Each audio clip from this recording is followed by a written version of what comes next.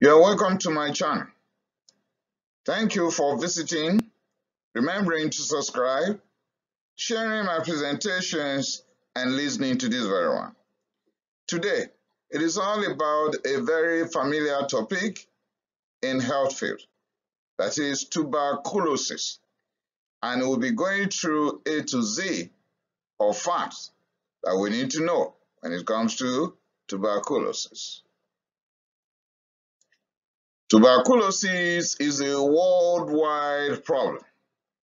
And you can see this is North America, South America, Africa, Europe, Asia, and Australia. Because it is a worldwide problem, World Health Organization is actively involved. Involved in what? Involved in ending tuberculosis, and they've set the target that should happen in 2035. So the target is to end tuberculosis worldwide in 2035. Are you asking me if this is a new info? No, it's been on since 2016. Well, I've put it here, and I don't want anybody to take offense, please, that tuberculosis is a very costly disease. I know you are not offended by that, but you might be offended because I have said here that tuberculosis should be the disease of the rich, not because I don't want people to be rich, okay, but because the cost of the treatment is very high. So the rich can afford it and then get out of the problem. Unfortunately and ironically, it is the disease of the poor, where that most factors that will favor the prevalence of tuberculosis are associated with poverty. Upon the poverty that will lead to malnutrition and overcrowding, and they will come down with tuberculosis, the poverty will also prevent them from having adequate treatment because many countries don't have free health services and the people don't have the money to buy the good medications to handle tuberculosis. By definition, well, my assumption is that we are all familiar with this. However, I'll put it here for the new students into nursing and medical school that tuberculosis is a serious, highly contagious airborne infection caused by a bacteria known as Mycobacterium tuberculosis and will be affecting the lungs mainly, but can affect all organs of the body. Now we'll be delving into the epidemiology and pathogenesis of tuberculosis. But I'll put this there to remind us. Tuberculosis journey will start from the lungs. Most of the times it will not end there. It can affect all organs, and we will know before we round up. So, epidemiologically, Mycobacterium tuberculosis is one of the Mycobacterium tuberculosis complex. And there we'll find Mycobacterium africanum, Mycobacterium bovis, that is pointing to animals, right? Cattle, okay? Mycobacterium orchitis, Mycobacterium capreae, Mycobacterium microti, Mycobacterium tuberculosis humanis in humans. Now, without offense to anyone, this is the fact. It's affecting everybody worldwide, right? But these 8 countries, they've given us the report of tuberculosis cases in their respective countries, and they are the leading countries when it comes to TB in each country of the world. India, Indonesia, China, Philippines, Pakistan, Bangladesh, Nigeria, South Africa. I'm not saying these are the 8 countries, it's worldwide, right? But Remember also, these countries are pretty large in population. They are big, big countries when it comes to population, right? So reported cases, country per country, these 8 countries are leading. South Africa is the only country less than 100 million on this list.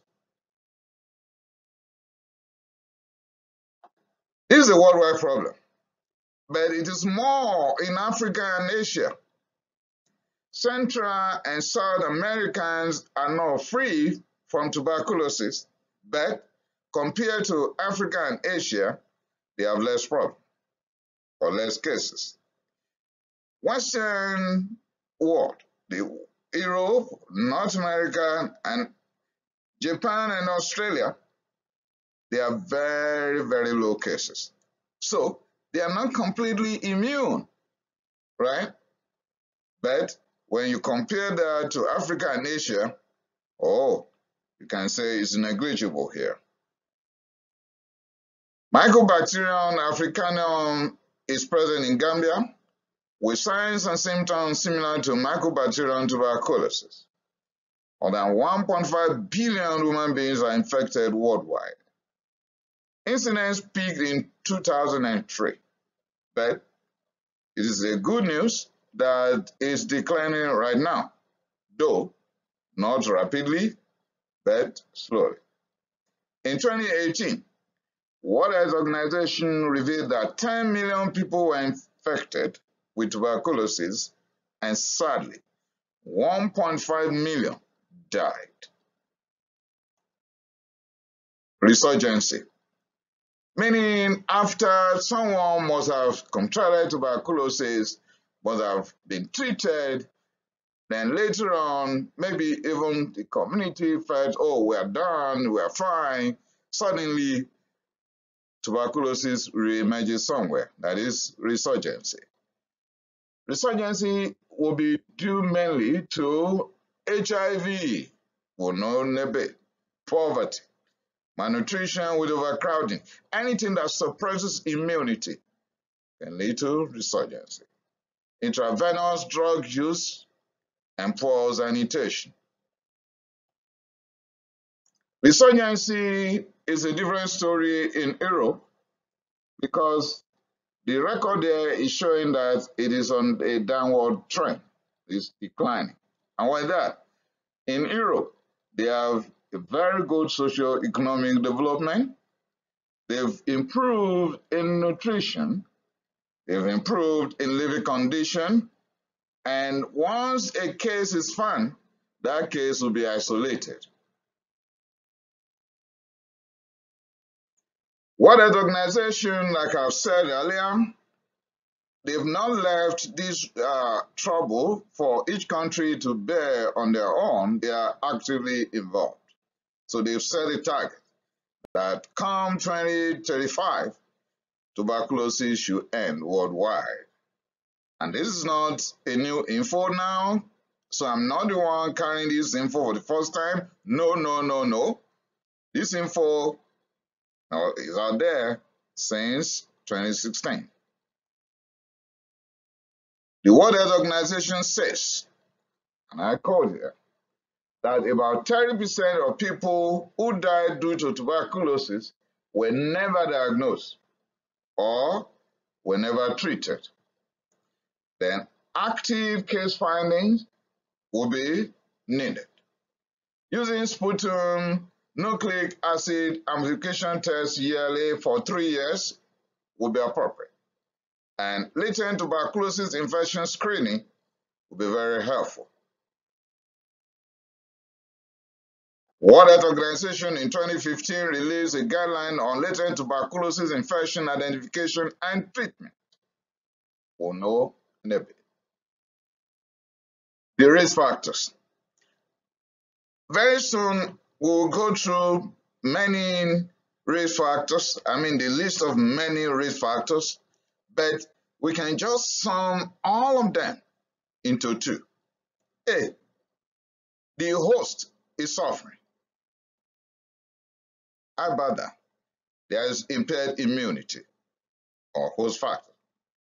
Also, The individual with impaired immunity has been exposed to the pathogen, or it's because of the environment. Let me explain. All the risk factors that we will go through in a bit can be summed into two before that patient can come down with clinical signs and symptoms of tuberculosis. The immunity is already impaired, that's for sure. And with that, if the immunity is intact, the TB will either be cleared off or there will be latent tuberculosis infection. Okay?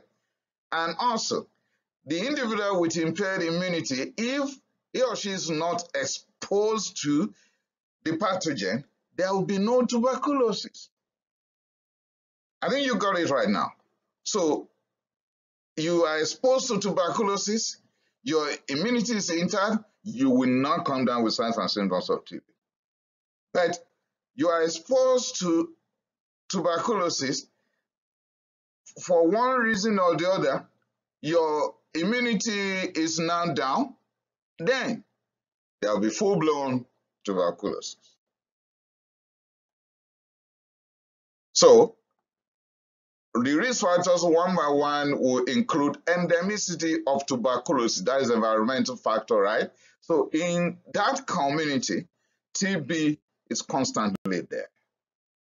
Your birth region, where you were given birth to, you've been exposed to TB from childhood. The reason why it is written that birth region is some are in the Western world right now, in Europe, in North America, but they were given birth to from countries with tuberculosis. So they can have tuberculosis, and why that?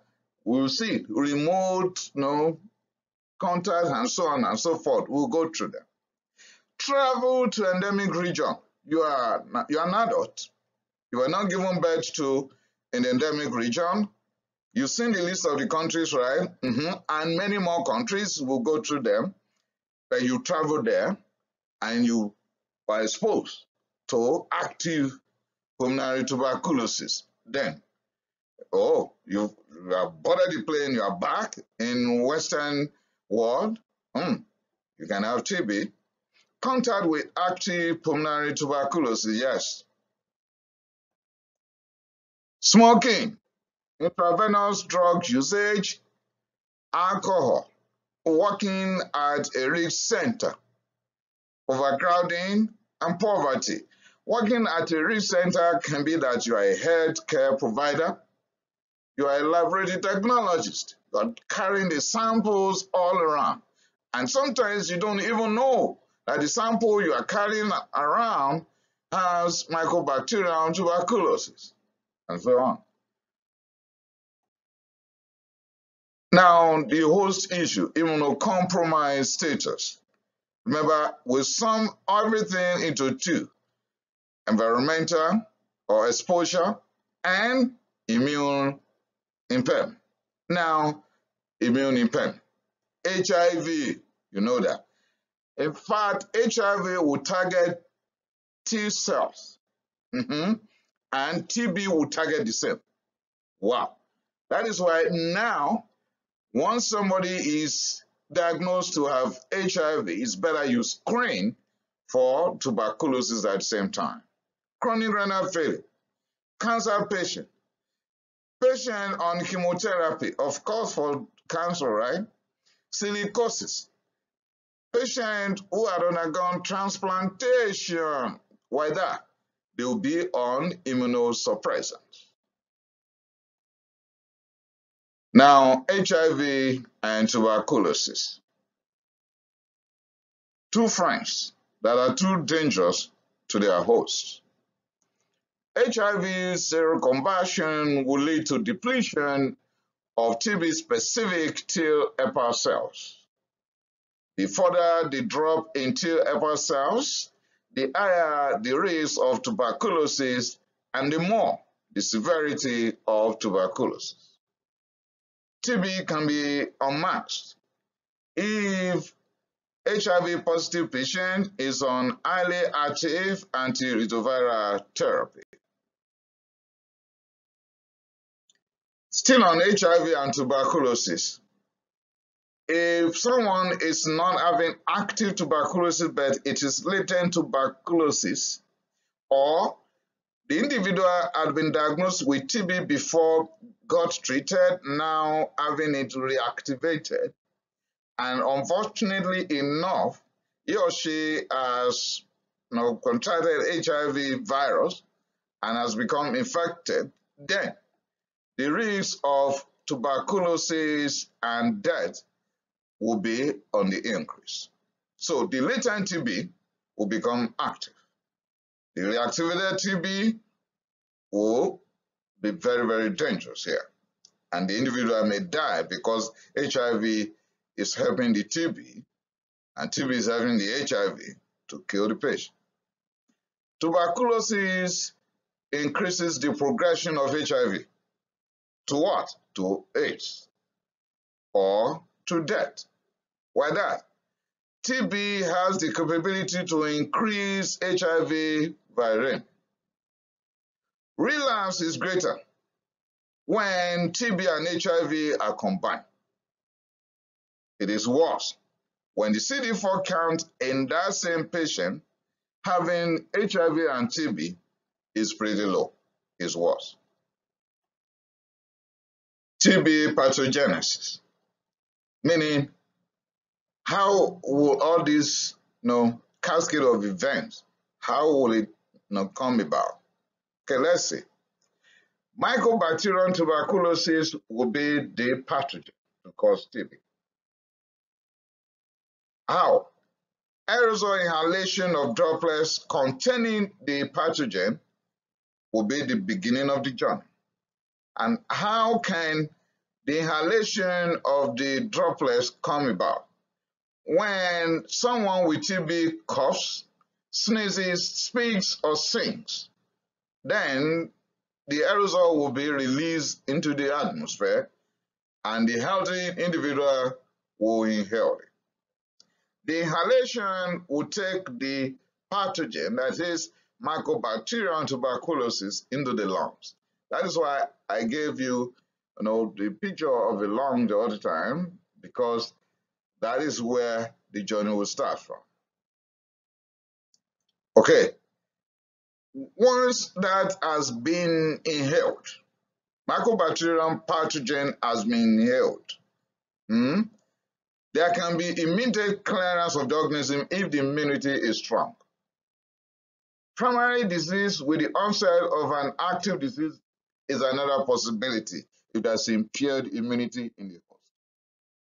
And it might be that the TB will become latent tuberculosis infection. That's another possibility. So one of these will occur. Reactivation is another issue entirely, and that will be leading to an onset of a latent tuberculosis, and this is enhanced by HIV and other immune suppressing factors.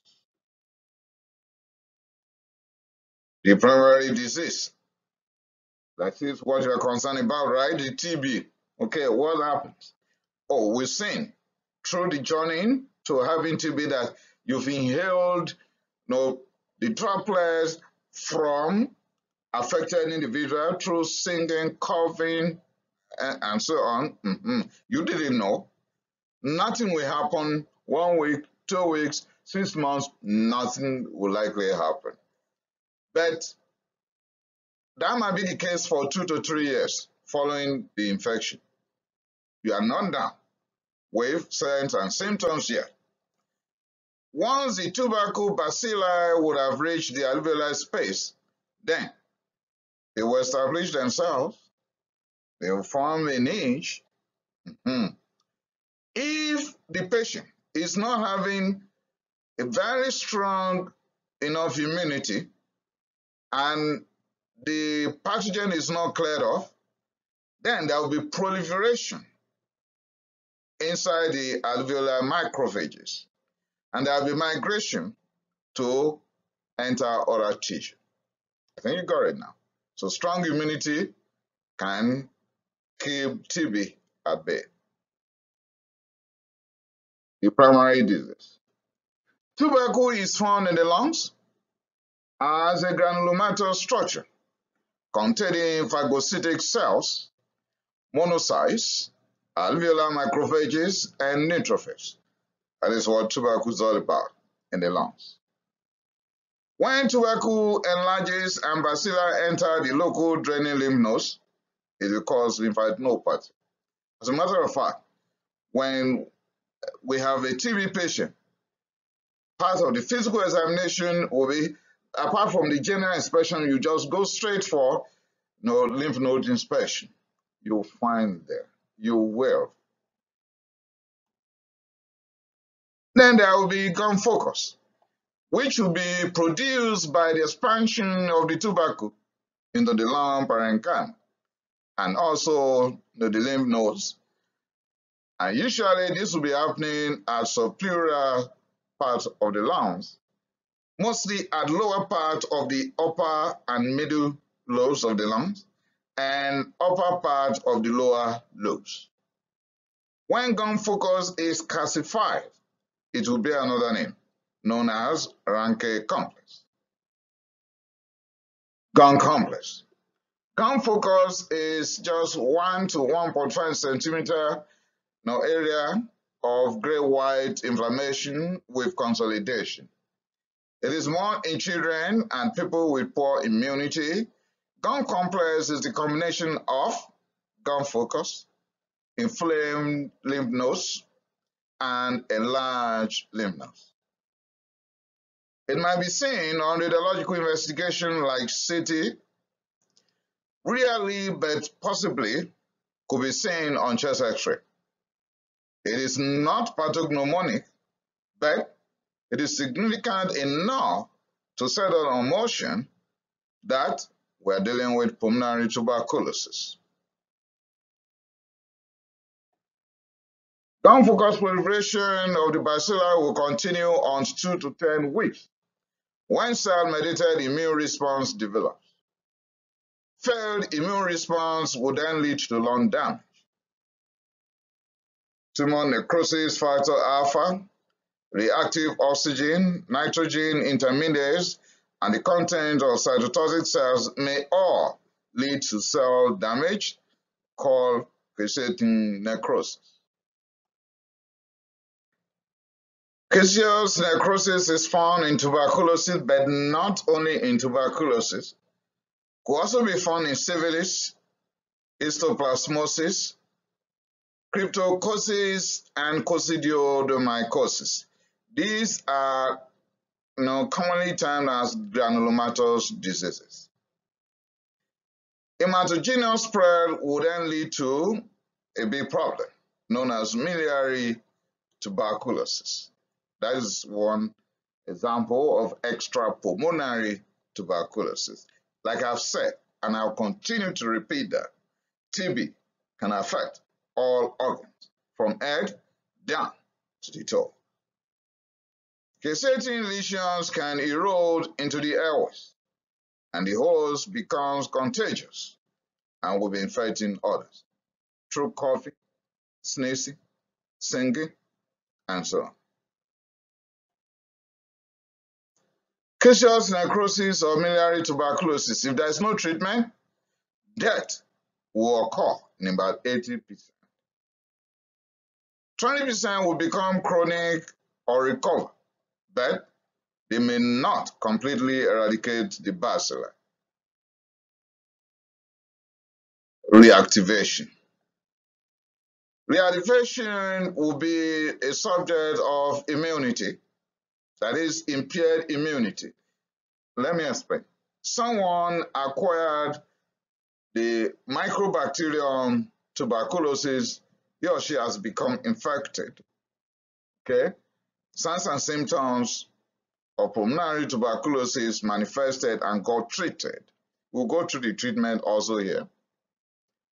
But months and years after, the individual will then have the TB again, not because he or she has been in touch or in contact with anyone with active pulmonary tuberculosis, but the same TB in him or her is now being reactivated And why that? HIV/AIDS. Anyone with reactivation should be screened for immune compromise, and it should start with HIV screening. Check the kidney, chronic renal failure, what is happening to sugar level, lymphoma, steroid use, tumor necrosis factor alpha, and its receptor. Is it because this person is now old, cigarette smoking, or alcohol? All this will lead to increased reactivation. Note, reactivation is localized, and because of that, it is not likely that we'll pick large lymph nodes along a particular region there, and causation will be less. Okay? Typically, reactivation will be found at the apex of the lung, may not disseminate unless the immunity is pretty bad down there. I mean, there is severe immunocompromised status. That is the only time that reactivated tuberculosis will disseminate. Remote infection. Yeah, we should all get it right. Infection that progresses to active TB after 2 years is termed remote tuberculosis infection. Let's give an example.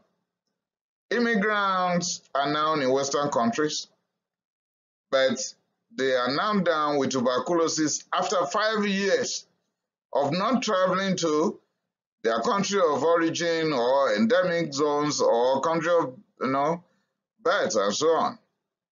Or 5 years after they visited a particular country, maybe their own country of origin, or they traveled to enjoy life, but unfortunately they landed in a place, in a community, and they've had contact with someone with active TB. 5 years after, they are now down with TB in Europe or North America.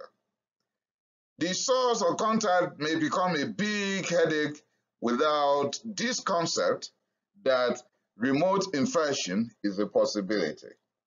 So let's know that the man or woman with TB today in US or UK who had not traveled outside UK in the last 2-3 years doesn't mean he or she had contracted the TB in UK last year. No, that might not be the case. It might be the case that before boarding the flight to UK or US, the Mycobacterium tuberculosis is already in the system. Or the vacation he or she took 3 or 4 years ago, he or she contracted Mycobacterium tuberculosis there. So, remote infection is a possibility. Now, TB screening and how to make the diagnosis. TB screening and latent tuberculosis infection. If you want to go along with World Health Organization and the leadership example, they said that we have to eliminate tuberculosis in 2035, then we must be able to diagnose active tuberculosis and we must identify latent tuberculosis infection. Let's have a recap here. At first, the Mycobacterium tuberculosis has been acquired. Then, cellular immunity will contain.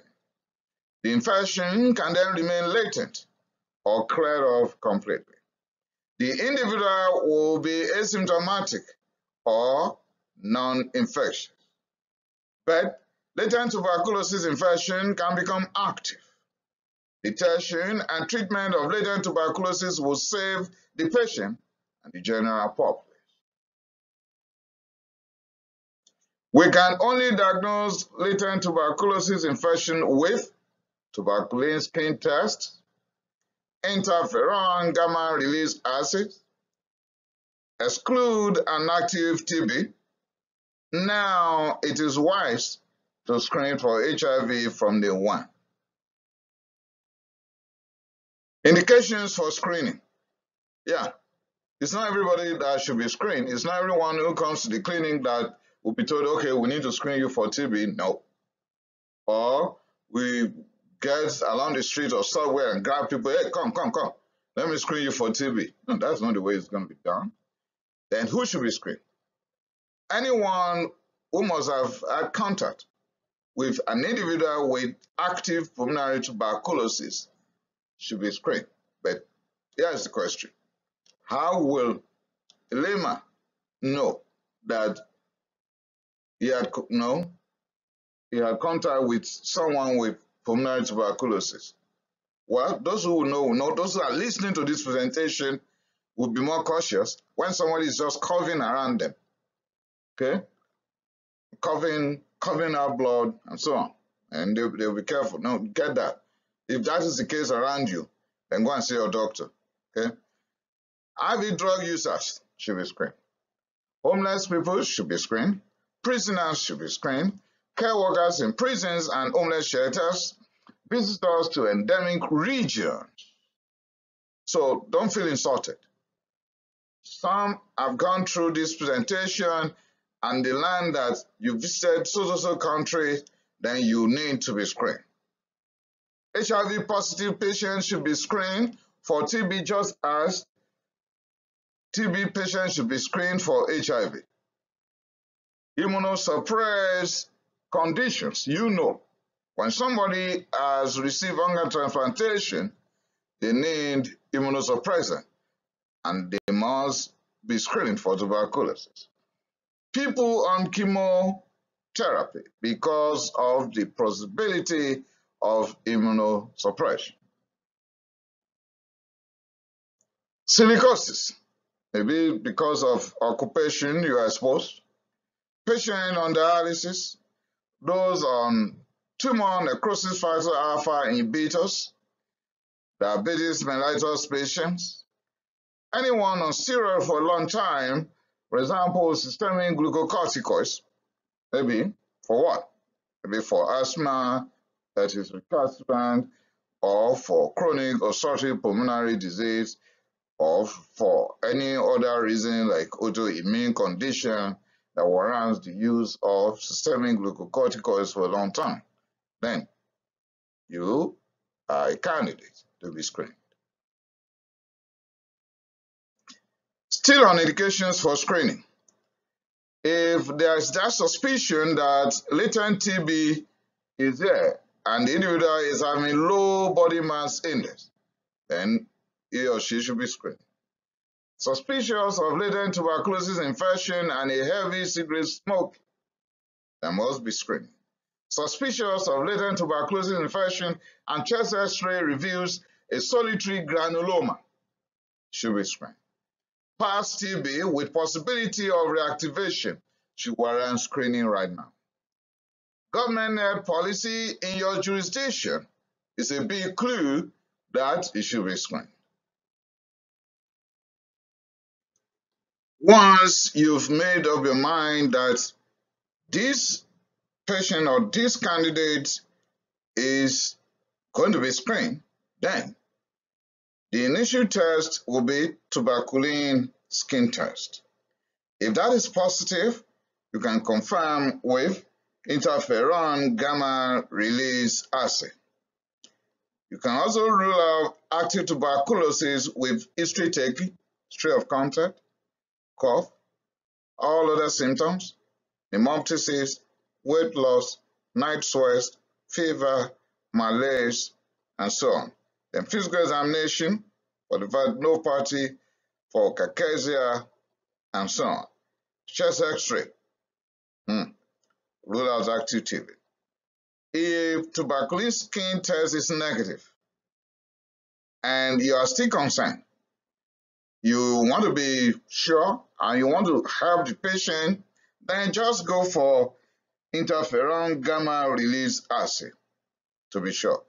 Then you can ask, why not IGRA and then forget about everything? Well, it depends on the protocol in your center.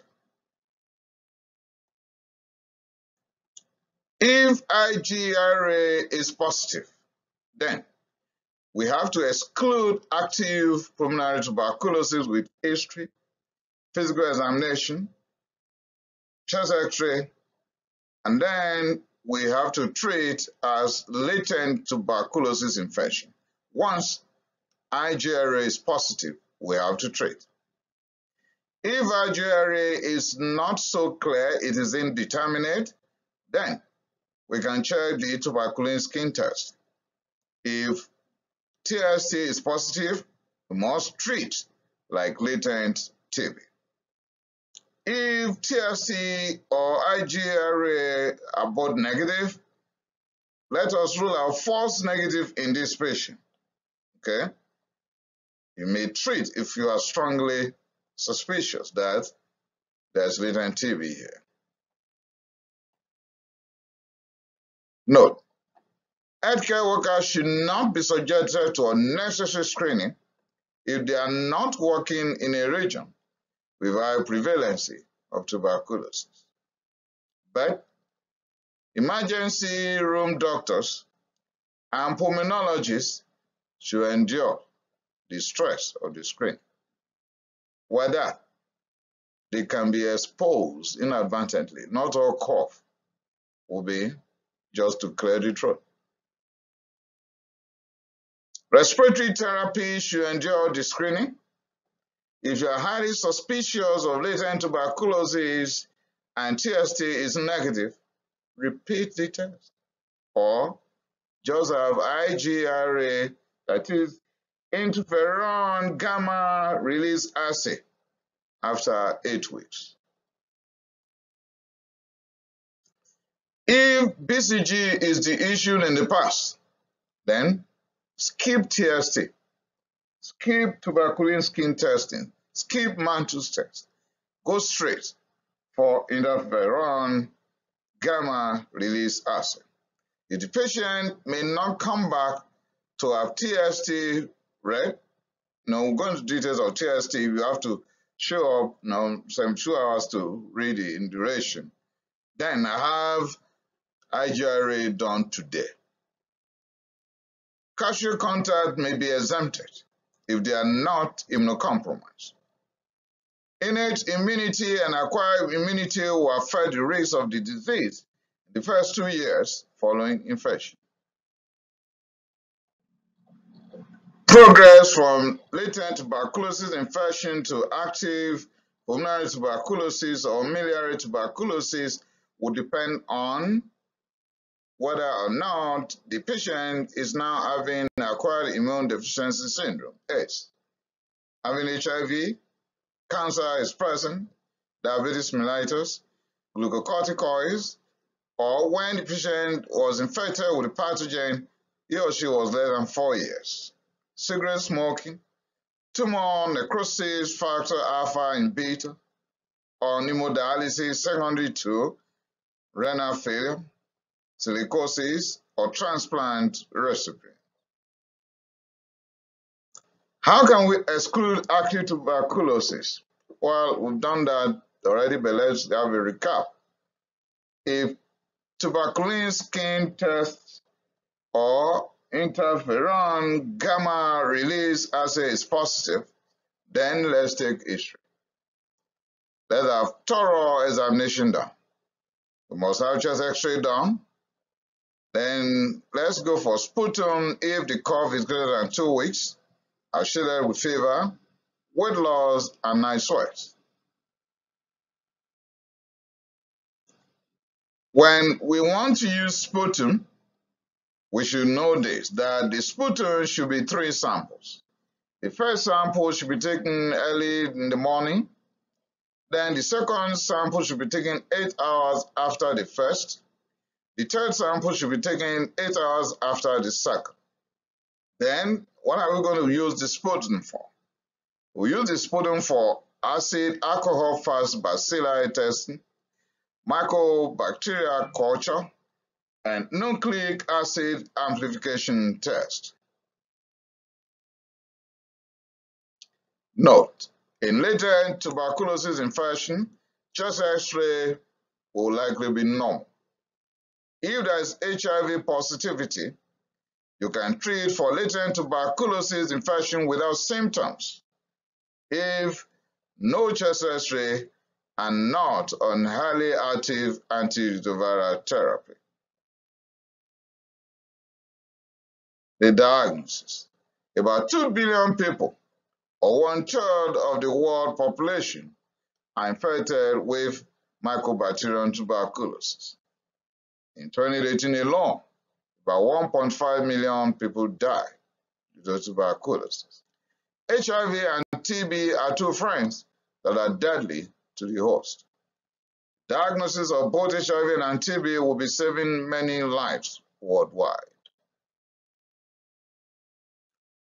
People to be tested will be anyone with cough greater than or equal to 2 to 3 weeks, associated with fever, night sweats, weight loss, hemoptysis. I have a story, a sad one today, of a patient, a teenager in a rural area in a particular country who had tuberculosis, pulmonary tuberculosis, not known to the family. They were too poor, no free health services, so not taken to the hospital. And the young, teenager started coughing with bouts of hemoptysis, massive hemoptysis, and collapsed and died on the spot. So, could be that serious and could lead to anemia. And hypovolemic shock when it is massive. HIV positivity was screened for HIV. HIV with unexplained cough and fever, then must test for tuberculosis. Patient diagnosed with community-acquired pneumonia, but you are doing everything, you are not winning, please rule out tuberculosis. In fact, differential diagnosis of any long or chronic cough should be TB. TB should be there on the list. And the list of differential diagnosis of hemoptysis, TB should be on top. Okay? Incidental finding on chest X-ray, past exposure to TB or recent travel, and now having symptoms similar to those with pulmonary tuberculosis. If we're dealing with any of these, we must test fully. Okay, back to the sputum again. We have the sputum, and we want to do everything we can do to make the diagnosis of TB using the sputum, right? Okay, what can we do? Alcohol acid fast bacilli. Some will call it acid alcohol fast bacilli. Whether alcohol acid or acid alcohol doesn't matter. We can culture, okay? Then nucleic acid amplification test is a strong one. If NAA is positive, then what is the result of AAFB? If it is positive or negative, but we've not seen the result of the culture, the positivity of the NAAT is a strong clue that pulmonary tuberculosis is very, very likely here. And do you know what the next thing should do? That should be just start the therapy. Culture is the gold standard anyway. If nucleic acid amplification test is negative, but you strongly suspect pulmonary tuberculosis, obtain the second sample of the sputum for AAFB, nucleic acid amplification test, and culture. Now, the AAFB is positive. Okay, with NAAT that is negative and AAFB is positive, most likely we are dealing with non-tuberculous mycobacteria. But NAAT is negative and AAFB is negative, we will check the chest X-ray and review the history and symptoms and physical examination before saying, oh, okay, you are free, you can go home.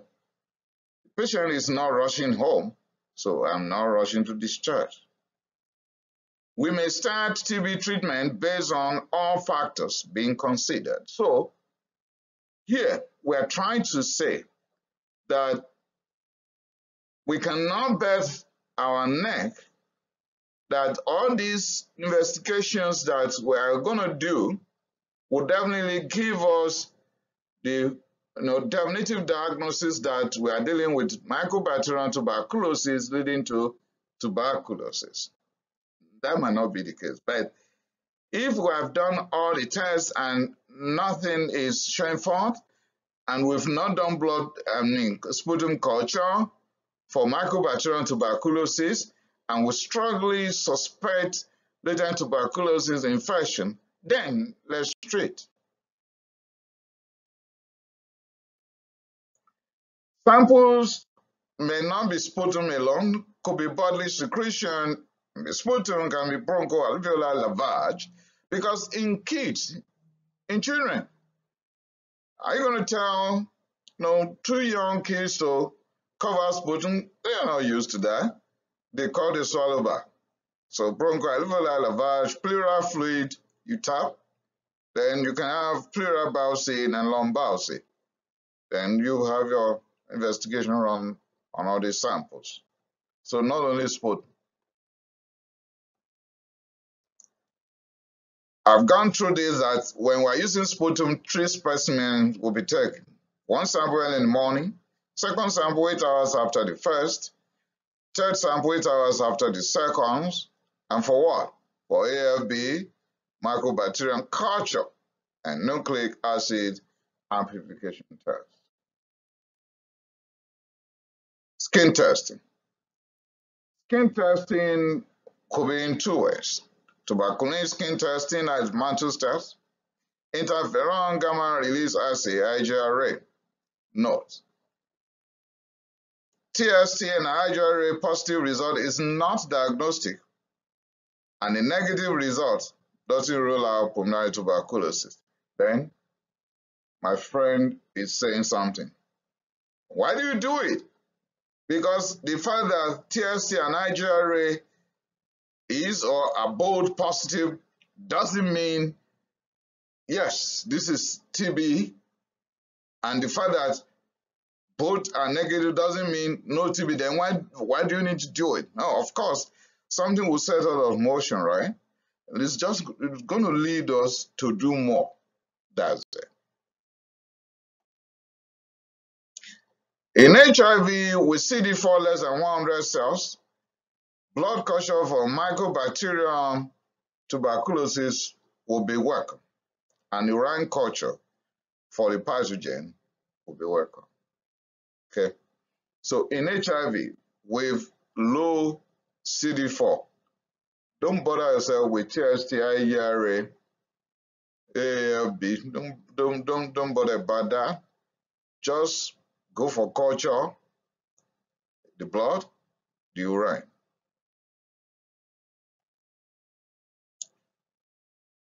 Radiological investigation, chest X-ray, just as a supportive diagnostic tool. CT will be useful. MRI may be used, but you don't need PET scan here. Okay, what will be the role of clinical history and examination in making the diagnosis of pulmonary tuberculosis? Okay, let's go now through this together. In up to 20% of patients, laboratory diagnosis may not be the best, may not give us the clue, may not be definitive as far as pulmonary tuberculosis. Then, we will base our diagnosis on the history of exposure, or the history of having contact with someone with tuberculosis, or visiting endemic regions, or visiting pulmonary tuberculosis clinic. The history of the symptoms, and then signs on physical examination. When we add this together, then we'll go for the chest X-ray. Remember, laboratory may not be diagnosed, so we are going for history, physical examination, chest X-ray, then positive TST or IGRA, bronchoscopy specimen and sputum.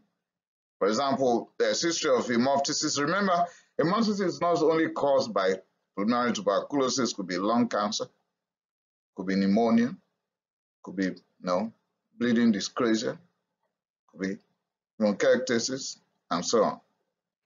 Histopathology, lung biopsy,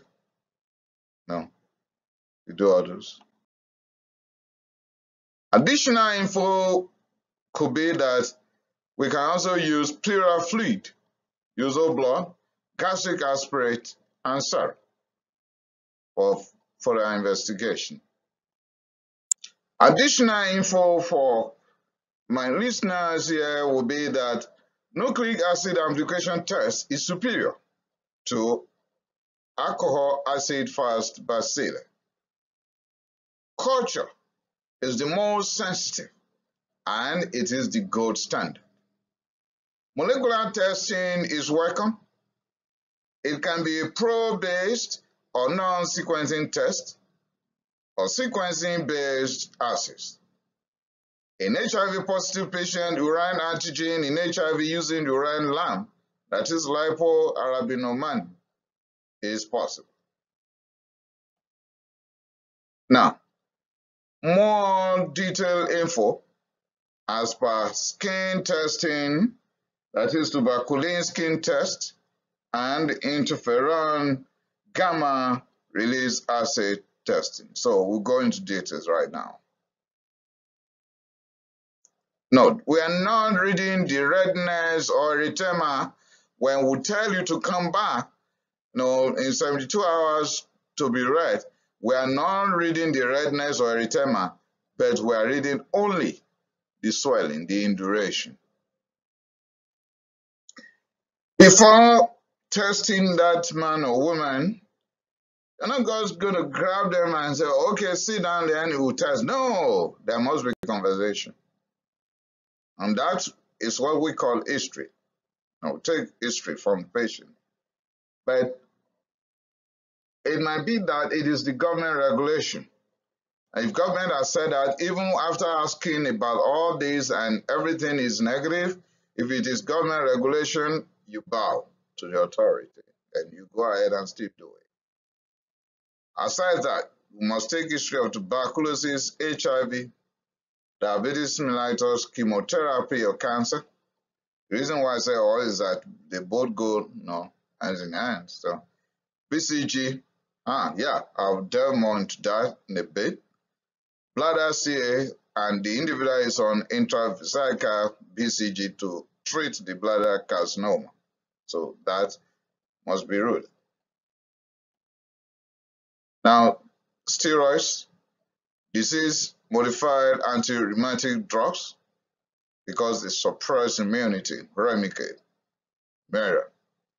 Renal pathology, chronic renal failure, malnutrition, because remember I said earlier that tuberculosis should be the disease of the rich because the treatment is pretty expensive, but it is the disease of the poor because poverty will lead to more prevalence. Protein-losing enteropathy, then leading to immunosuppression. Contact with an individual that's having active pulmonary tuberculosis. Allergy to refined protein derivative or to previous tuberculin skin testing in the past. So we want to know, because that's one of those things you want to use right now. Have you ever had interferon gamma release assay done before now? I want to find out. Now, tuberculin skin test. It is a delayed type of sensitivity response mediated by T lymphocytes in prior mycobacterial exposure. An iteration will be found within 48 to 72 hours. You can use PPD or RT23 as recommended by World Health Organization since 1958. 5TU, that is tuberculin units, PPD intradermally is the standard around the globe. 2 tuberculin units, RT23, could be used. Remember, the mantle technique. Do you? We must get EpiPen ready. If you are in North America, it's EpiPen. If you are in Europe, it is adrenaline. Get it ready. Why that? You envisage that there's likelihood of reaction, right? So, in case of any reaction before the mantle test, get this ready. If you can't read the result between 48 and 72 hours, have a repeat. We are not looking for erythema, okay? We are not looking for the redness. We are looking for the swelling. If these individuals are taking Bacillus calmette-guerin vaccine in the past, boosting may lead to positive results if done in greater than or equal to 7 days. Okay? No more if test. That is, no more multi-puncture. In some regions of the world in the olden days, that is in the 70s and maybe early 80s, there will be, kids in the school, they just queued up, and then somebody will just come with a machine with multiple punctures, and then each kid will be punctured one by one, and then go back to their classes and so on. And there's no more. The adverse reactions that could occur will be very rare, but it's very possible that hypersensitivity reaction may occur in only about 1 out of 1 million. It's possible to have secondary bacterial infection. Discuss your testing with your primary health care. That is, report to the government, report to the constituted authority. Repeat and serial testing is not done all the time. Okay, when it comes to that, there's no need to have a repeat testing if TST is positive already. If it is negative, because of decreased immunity and the individual has been treated, then a repeat is necessary, or certain culprits like prednisone is already stopped. Repeat. If there is a negative result today, then you have a repeat in 8 to 10 weeks on the other forearm. 2-step tuberculin. For individuals who are taking BCG before, or he or she is a health worker, a nurse, a doctor, a lab technician, or exposure to active pulmonary tuberculosis has occurred, then you can have the first test today, have the second test on the opposite forearm the next 4 weeks. It can be 1 to 4 weeks. Then the result at this second stage can be the first test of a serial testing, and then have a repeat in 8 to 10 weeks. Serial tuberculin testing. Serial tuberculin testing for healthcare workers. There will be a 2-step test for healthcare workers. Administer the tuberculin skin test. If the result is negative, then repeat the test after 2 to 4 weeks of reading the first test. Some will use 1 to 3 weeks instead of 2 to 4. Then, a serial testing can start giving the second dose after 8 to 10 weeks. BCG and TST. When an individual received BCG before, then we'll be faced with variable events when TST is done in adulthood. If BCG is taken more than 10 years ago, that should not factor into what the interpretation of TST is today. So we should no longer consider BCG as being responsible for false positive or not today. If TST is done serially, an individual may have the first TST to be negative when there is faded immune memory. But because he or she had BCG before, there could be boosting. The booster phenomenon would trigger a positive reaction to tuberculin skin test the second time, and that is known as memory recall. You can perform the initial two-step testing to distinguish a true positive TST from boosting. But to solve all this problem, interferon gamma release assays are not affected by BCG. Wow, we got it. So we don't even need to bother our head anymore. Once BCG is concerning, BCG has become an issue in this patient, just go for IGRA right away. Now, mantle test reading.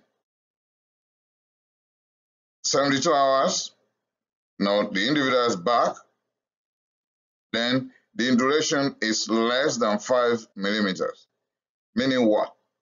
Okay, less than 5 millimeters in duration will be considered positive if this individual has HIV virus. This person is in contact with active pulmonary tuberculosis, a contagious situation, a resident coughing, sneezing, and is TB positive. Okay, once that is the HIV, in contact with anyone with active pulmonary tuberculosis. Energy, meaning there's immune under responsiveness or unresponsiveness. The individual is not responding. That is why the duration is not that high. Okay, so like people having HIV, with immune suppression, the energy, that is immune unresponsiveness, is triggered by freezing T cell responses pending a second signal from the antigen presenting cell. The second signal will unfreeze it. There is likelihood of false negative. The individual is back, you cannot get a duration that is, above 5 millimeters. So it might be that we are dealing with bad agent, contaminated peripheral protein derivative or RT23, or improper storage of the tuberculin test agent when exposed to light and heat. So somebody transported it in the box, in the vehicle, all heated up, and now you jab the individual and you say, okay, come back, 72 hours, I'm going to read it. It might be negative. Error in administration, error in recording. We're not looking for a retimer, we're looking for a duration. Patient is HIV positive, so no responsiveness. Advanced tuberculosis, leprosy, or pertussis might be also associated with measles, mumps, varicella live vaccination, including polio or yellow fevers. Immunosuppressants going on in the system, chronic renal failure, malnutrition, cancers of the lymph nodes or blood. and less than 6 months old or greater than 75 years. Immunity is down. Okay, the individual is back. The duration is greater than or equal to 5 millimeters. Okay, this is positive if the duration is greater than or equal to 5 millimeters in patient at risk for HIV, patient already diagnosed with HIV, patient with AIDS, close contact with TB patients, TB patient with chest X-ray already confirmed to be the case, in individuals with organ transplantation, patient on immunosuppressant like tumor necrosis factor alpha inhibitors, patient on chemotherapy, individuals with diabetes mellitus for a very long time, anyone on steroids, glucocorticoids, e.g. prednisone, greater than or equal to 15 milligrams per day for at least 1 month. In all these people, anything greater than or equal to 5 millimeters will be enough to say TST is positive. The possible causes of a decreased response will be tuberculosis infection on its own, bacterial, fungal, viral infections, Lyme virus vaccination. Postpone TST for 6 weeks if that is the case. We don't want to get a false response. Malignancy, corticosteroids, immunosuppressant, chronic renal failure, hypoproteinemia, fibrinogenemia, chemotherapy, HIV, and diabetes mellitus. In a nutshell, immune compromised status. Okay, the duration is greater than or equal to 10 millimeters. That will be positive if this person is a recent immigrant from prevalent countries. But we must take care of something here. Not everybody should be tagged as such. The individual must not have arrived in the Western world greater than 5 years, meaning if the individual had arrived within the 1 and 5 years in the new country, yes, but if it's greater than 5 years, that is no longer a factor to be considered. Children less than 4 years, if that is the case, greater than or equal to 10 millimeters is positive. Also, avid drug users. Residents living in long-term care facilities. Workers working with residents in long-term care facilities. Individuals with silicosis, chronic renal failure, on dialysis, cancer patients, people with decreased weight on account of anything, malnutrition, tuberculosis, or whatever.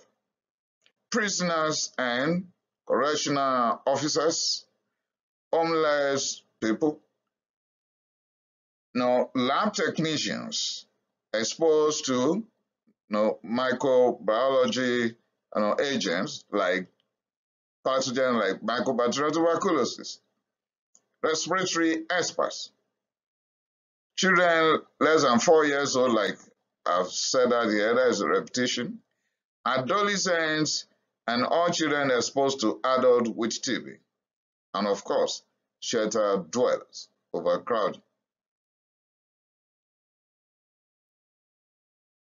If the duration is greater than or equal to 15 mm, okay, what's happening? That is positive, or will be considered positive in people with no contact. No contact. You trail the history, not from endemic country, not working in care home facilities, not an heavy drug, nothing, no contact in any shape or form. And older than 4 years. No risk factors found. And the duration is greater than 15 mm. That is positive. Meaning, people without risk factors can have risk in durations, but must not be more than 15 mm. If it's greater than that, that is positive. False positivity with TST can occur if we're dealing with non-tuberculous mycobacteria. It is mycobacteria, but it is not Mycobacterium tuberculosis. It is not. BCG can lead to false positivity. These will likely give less than 10 mm in durations, and it will rarely pass the age of 10 that the individual had taken BCG. Let me explain. If someone had taken BCG at birth and he or she is now 11 years old, then we are not considering BCG anymore. Okay, take it later. BCG at age 5 to 6 may cause a stronger and long-lasting false positive reaction.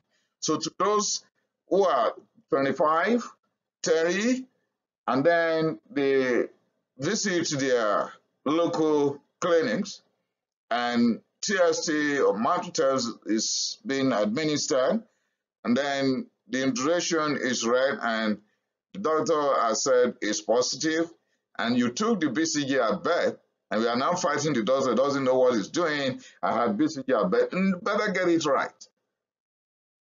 Once it is more than 10 years you've taken a BCG, that is not factoring into the false positivity today. No, rather look for other causes. In either case, it will wane after 10 years. That is it. Everything about BCG influencing the outcome of tuberculin skin testing, known as Mantoux test, will end once your BCG had been taken more than 10 years ago. No more. But to avoid the headache, the confusion, and not to run into fight with anyone, have interferon gamma release assays done. If IgRA is positive, refer for further tests to rule out active tuberculosis. And that is the end of TST testing for now. Tuberculosis signs and symptoms. The symptoms are what the patient will tell us. The signs are what we, doctors and nurses, therapists, and everybody working in healthcare field will pick. I'll go back to where I started from, that TB is a costly disease, should be the disease of the rich, not because I don't want people to be rich, but because the rich people will be able to afford the medications for the treatment, because the treatment is expensive. But unfortunately, it is the disease of the poor. And why that? Most factors favoring the prevalence of tuberculosis are associated with poverty. Okay, high index of suspicion for certain conditions with higher probability of tuberculosis. We'll become suspicious if TST is positive. But remember, there are so many conditions that could lead to false positivity, right? And I've said earlier that TST positivity is not diagnostic of tuberculosis. But TST negativity is not ruling out tuberculosis. And then you ask me, what's the business there? Why are you doing it? Oh, don't be offended, okay? That's just a fact. Now, TST is positive, and the individual is coughing for more than 2 to 3 weeks, and the cough is associated with fever, night sweat, weight loss, and hemoptysis. Oh, I'll suspect TB. I will. Then, HIV positive patient now having unexplained cough that's associated with fever. Please rule out TB right now. right now. Do everything to rule out TB.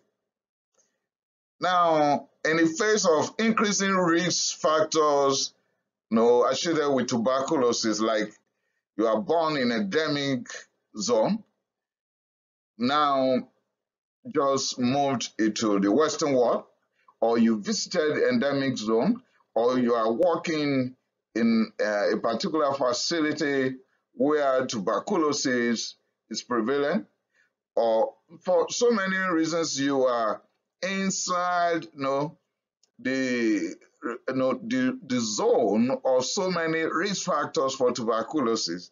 And get this right, you have so many risk factors around you that favors tuberculosis infection, and you now have community-acquired pneumonia. And your doctor is treating that community-acquired pneumonia, and you are not responding. What is the problem? Then I must start thinking, could this be tuberculosis? So part of the differential diagnosis of pneumonia is tuberculosis. Now, primary tuberculosis. After inhalation of air droplets containing Mycobacterium tuberculosis, the lung infection may follow, and that is called primary tuberculosis. So we have two PTBs. One is primary tuberculosis, and the other is pulmonary tuberculosis. So when you see PTB, as we move on, it's primary or pulmonary tuberculosis. In primary tuberculosis, the individual had not been infected before, no treatment before, never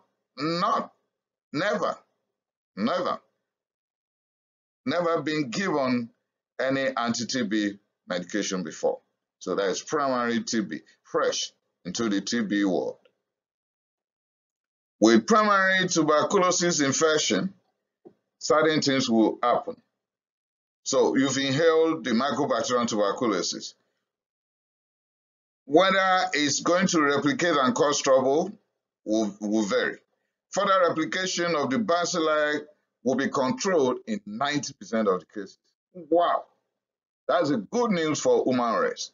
So if World Health Organization is so concerned about TB and many have died, it means more people will have died.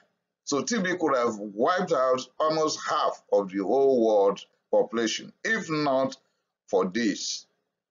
Many people with good immunity will bring the bacilli under control in 90% of the cases. So it may be cleared off or enter a latent phase in 90% of people. So the primary tuberculosis infection can become asymptomatic in latent tuberculosis infection. Latent disease can be reactivated, and 10% will have primary TB or pneumonia with hilar lymphadenopathy or extrapulmonary tuberculosis or miliary tuberculosis, not affecting all other organs. Progression or reactivation. Progression or reactivation will be due to poor immune responses because of HIV, diabetes mellitus, cancer and chemotherapy, disease-modifying anti-rheumatic drugs, Humira, Remicade, immunosuppressants, steroids in the long term, chronic kidney disease, elderly, and too young. There's the 5 years. Other factors leading to reactivation could be silicosis, tumor necrosis factor alpha inhibitors, kidney dialysis. Now, pulmonary tuberculosis. The clinical features, the history here will involve productive cough more than 2 to 3 weeks.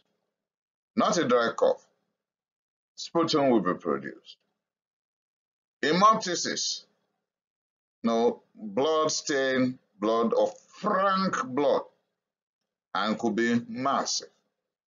Like I said earlier, there was a story of a young kid in a remote part of a particular country who had tuberculosis. Nobody knew in the community anyway. They didn't even have money to go to doctor.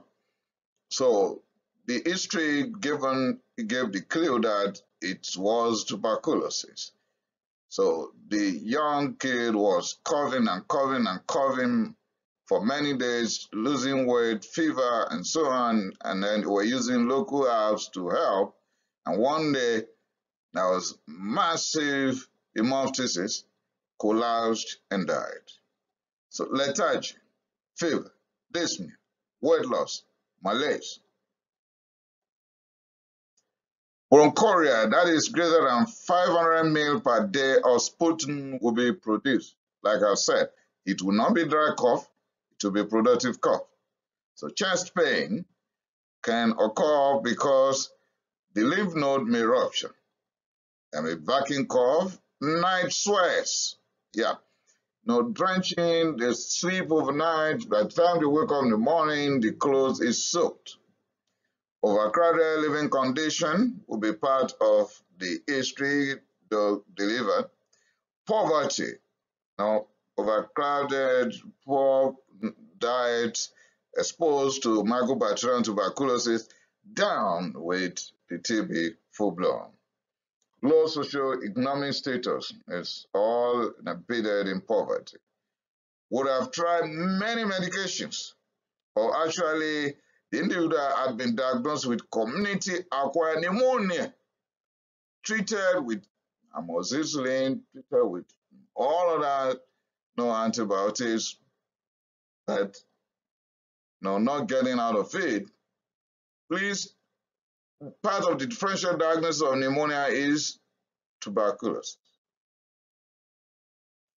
So on physical examination, you are likely going to find, it depends on how long the individual has been battling with tuberculosis anyways, but before many of them will visit physicians in remote parts of the world, it would have been very serious. So they may appear weak and the temperature will be high, breathing difficulty, the weight loss will be enormous, prominence, agomatic eminences, and clavicle will be showing. You see all those signs.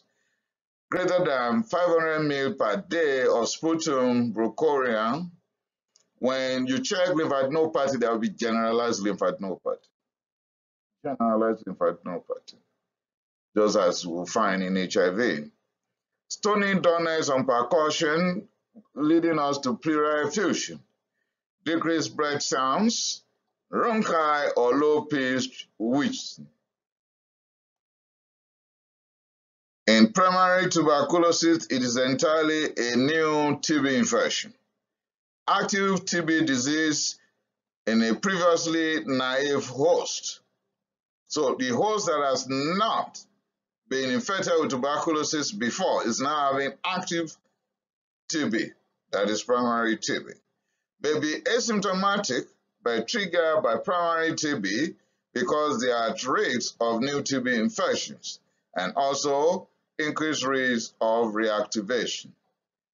May be symptomatic. Radiological diagnosis of tuberculosis may be normal chest X-ray in about 10 to 20% of the affected individuals. If chest X-ray is normal, call for CT scan. Upper lobe cavitation and infiltrate might be seen. Bronchitis can be seen on CT. Bronchoscopy can be showing bronchial stenosis. Hilar adenopathy may be present.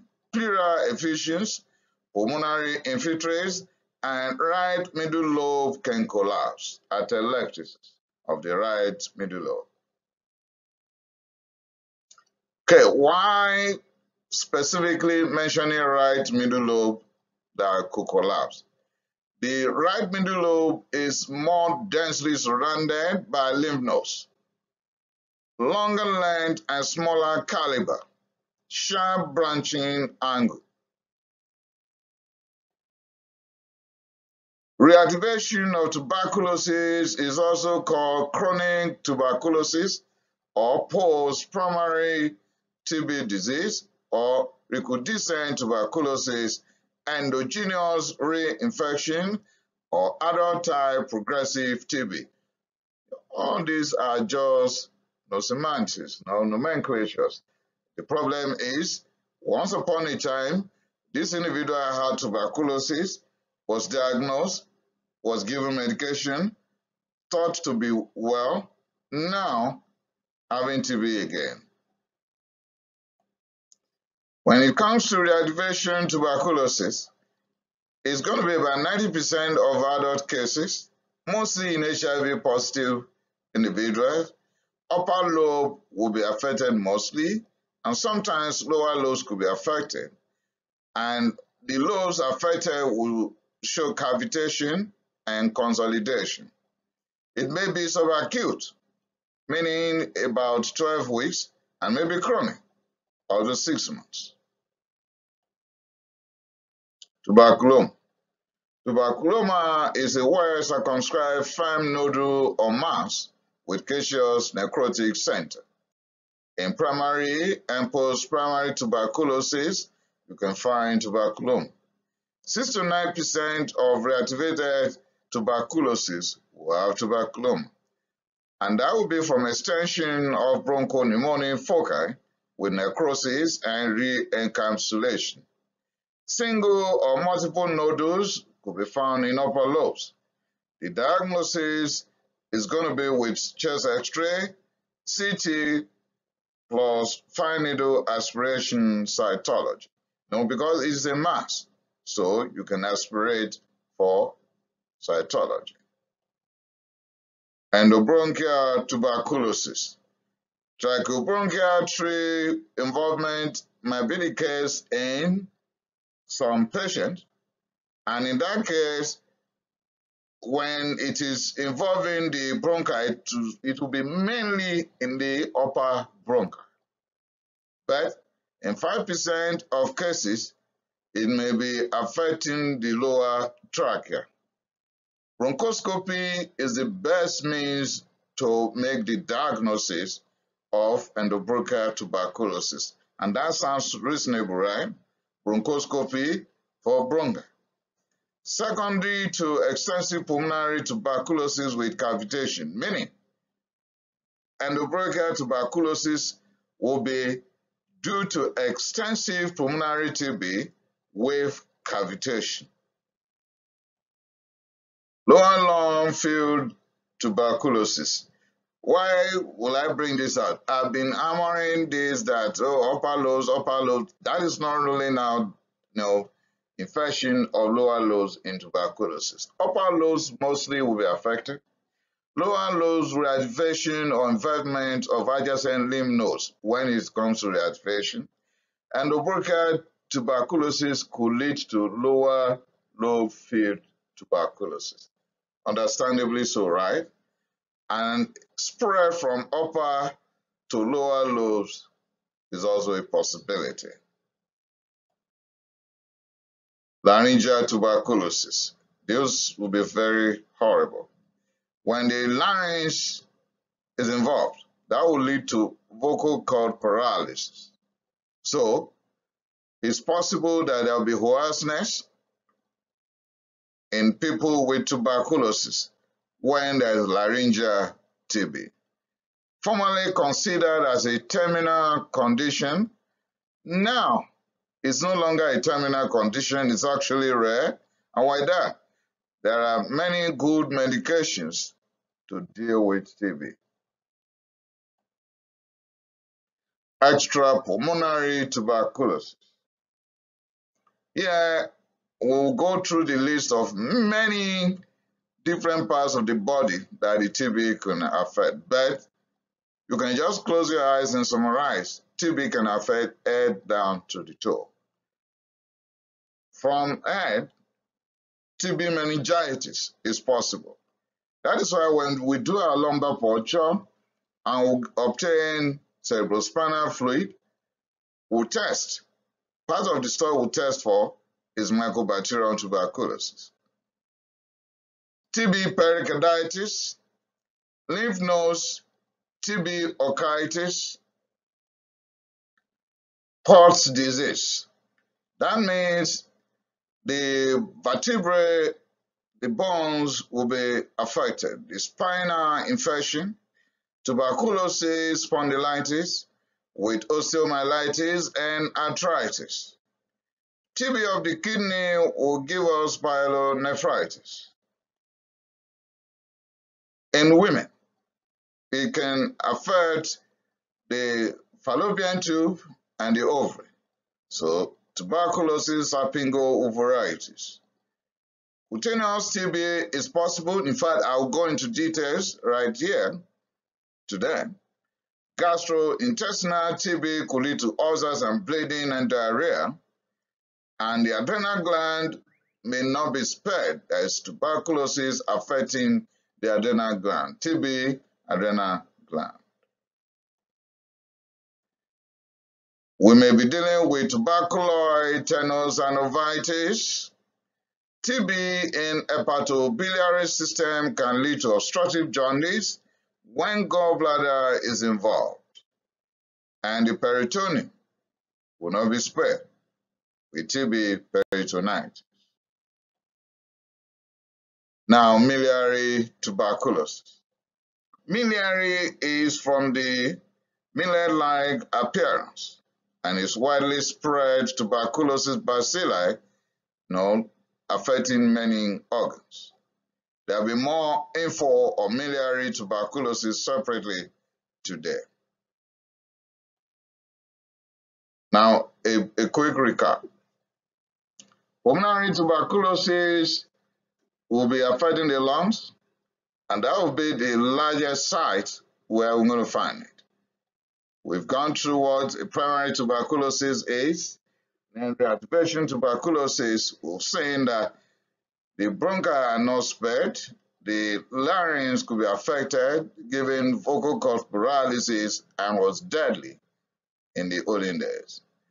Extrapulmonary tuberculosis can then be the issue, leading us to miliary tuberculosis that is millet-like and widely spread throughout the entire body. Okay, TB. If it is not TB, what could it be? So let's go through differential diagnosis of tuberculosis. Might be bronchitis. So I'm indirectly giving you differential diagnosis of hemoptysis also. Might be coagulopathy, arteriovenous malformation, alveolar hemorrhage, weakness granulomatosis, might be foreign body along the respiratory tract, might be Gold-Pasteur syndrome,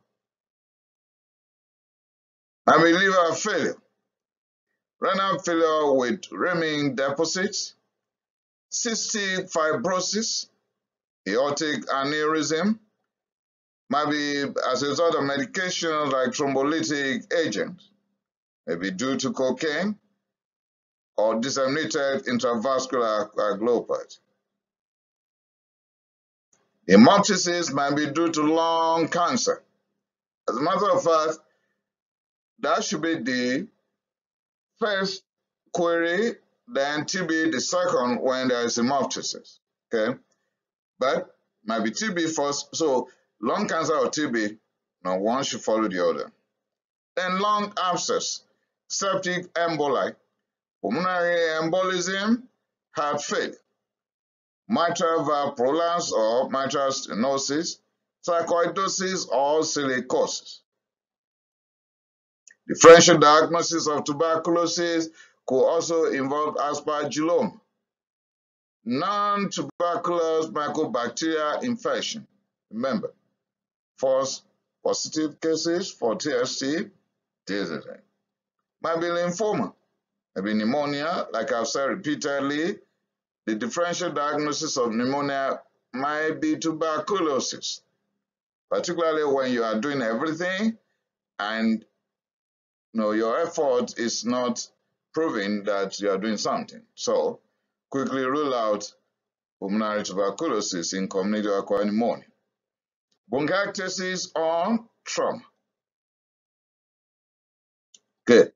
Someone inadvertently contracted Mycobacterium tuberculosis, come down with TB, got treated, either reactivation or not. What are the possible complications of tuberculosis? Hemoptysis. And someone is asking, why on earth will you start with hemoptysis as a complication of tuberculosis? Do you know what? If it is massive, there can be hypovolemic shock, not from hypotension. Later, it could be anemia. The hypovolemic shock can actually lead to death quickly if there's massive hemoptysis. There may be pneumothorax, pulmonary or pleural effusion leading to empyema thoracis, arteritis, collapse, particularly the right middle lobe. Bronchiectasis could be complicating tuberculosis. Complications could also include malignancy, lung cancer, aspergillosis, respiratory failure. Remember, when we auscultate individuals with, pulmonary tuberculosis, I've stated it, that there may be decreased air entry. Hypovolemic shock from what? From massive hemoptysis. Anemia from hemoptysis. There may be pulmonary gangrene, fistula. We were talking about cavitation, right? Vocal cord paralysis, like I've said, if it's involving the larynx, laryngeal tuberculosis. And I've stated in the olden days, these will be death sentence. Bronchiolitis, that is endogenous calcified material within trachea and bronchial tree. Septic shock, increased venous thromboembolism. And you understood what that means? Venous thromboembolism involving DVT and pulmonary embolism. Pulmonary embolism kills very fast. Within minutes, anyone with pulmonary embolism, 50% can die. And of course, what we don't want, why I'm doing this, which World Health Organization is also strongly supporting, that is to do everything to eradicate tuberculosis by the year 2035, is death due to tuberculosis. Now, the millet man, miliary tuberculosis. The name has been coined from the fact that it appears like millet. So, miliary tuberculosis from millet-like in appearance. Clinical tuberculosis disease had occurred, and from hematogenous spread, the Mycobacterium tuberculosis will go wide, either from primary infection or individual already diagnosed and treated now having reactivation of a latent tuberculosis and then a wide dissemination. Miliary tuberculosis for millet-like in appearance, and miliary TB could be extrapulmonary or pulmonary form of tuberculosis. A miliary TB could either be PTB or extrapulmonary. MTB affects multiple organs, and MTB is about 3% of all tuberculosis cases. The progression from primary focus to miliary. Primary focus will be in the lungs. Bacilli will spread through the lymphatics to the brain, to the liver, to the spleen, the bone marrow, and vascular organs. It is expected to heal by granulomatous encapsulation over weeks to months. The healed and latent foci can reactivate years or decades after. The progression. Acute or generalized miliary TB has a rapid course. A certain granulomatous reaction is the hallmark of acute miliary TB. Allergic TB is an uncommon form of miliary TB without granulomatar formation. What are the possible risk factors for miliary tuberculosis? The age, the extreme of both ends, too young or too old. Why that? Immune suppression or immune compromised status.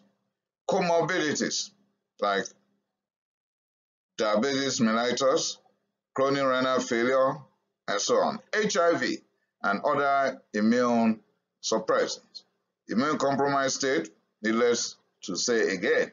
In summary, any condition that could lead to immune status on the downward trend, immunocompromised state, will favor miliary tuberculosis. Let me quickly state here. Adults is because of waning immunity.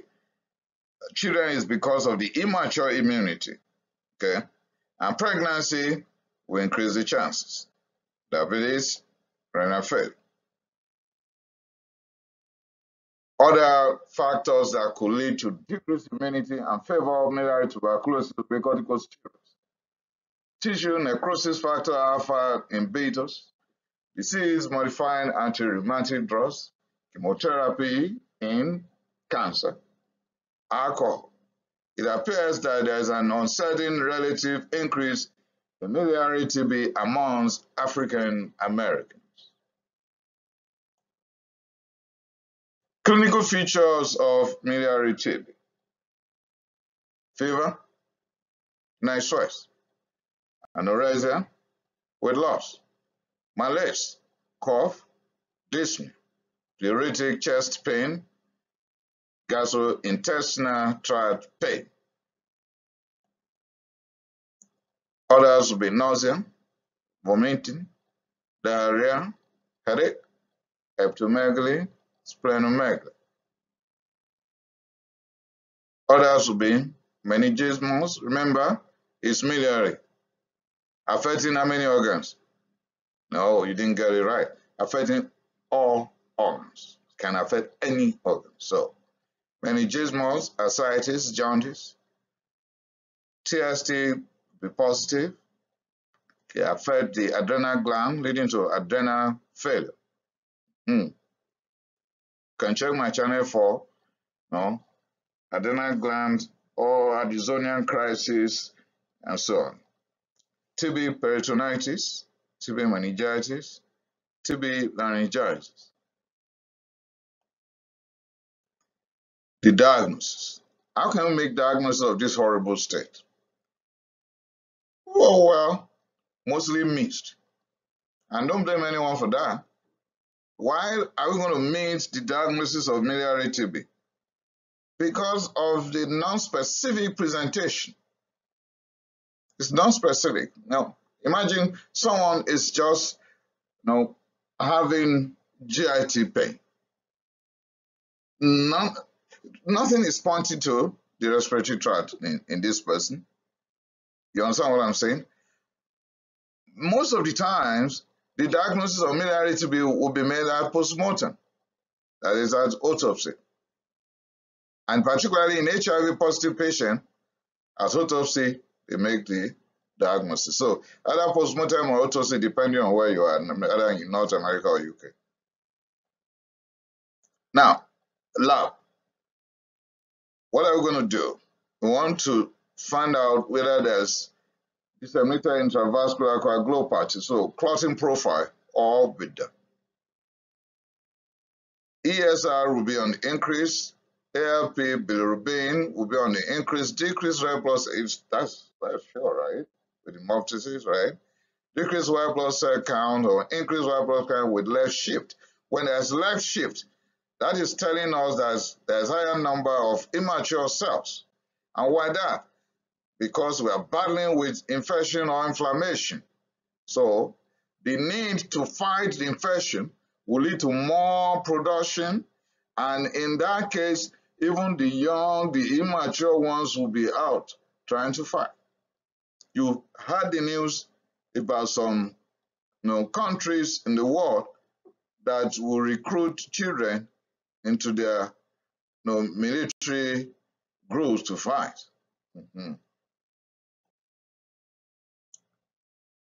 So when electrolyzed acid, there will be decreased sodium. O2 sats will drop. Platelets will drop. Pancytopenia will raise concern for miliary TB. Why that? It means the bone marrow has been infiltrated. Wow. We should have our lumbar puncture done, obtain the CSF, and carry out all investigations, including cells, on the CSF.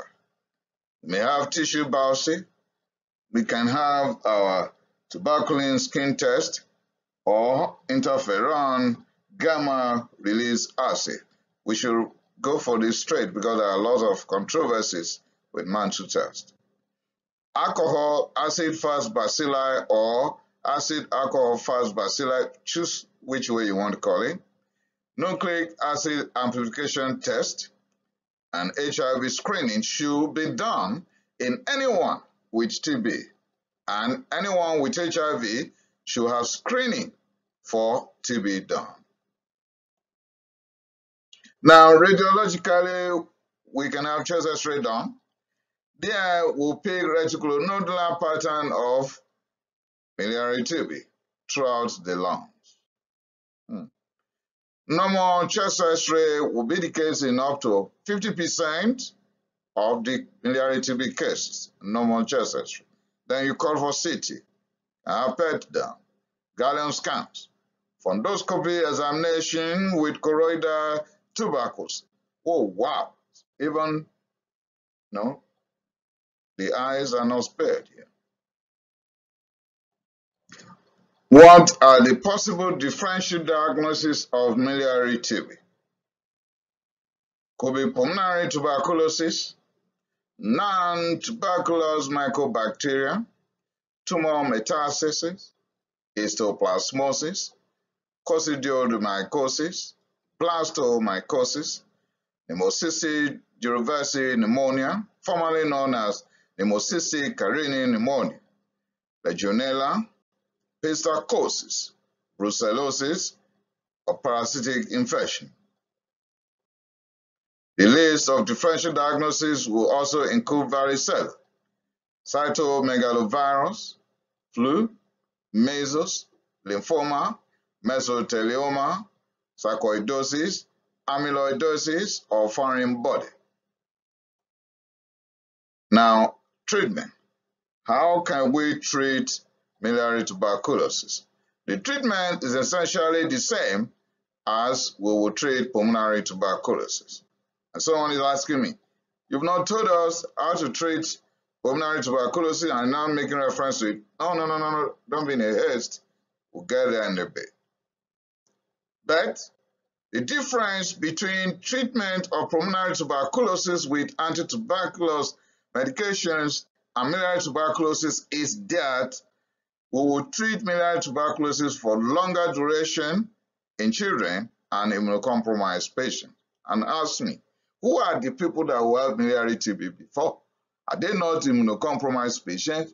It is fair enough to say we will treat any candidate with miliary TB with medications meant for pulmonary tuberculosis for longer duration than individuals with pulmonary tuberculosis. The same, either it is CNS involved or not CNS involved, just treat for longer duration. Culture and sensitivity will help in the face of a multidrug resistant strain.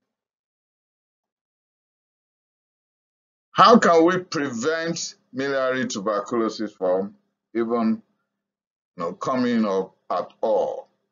When we suspect that there's latent tuberculosis infection, please treat.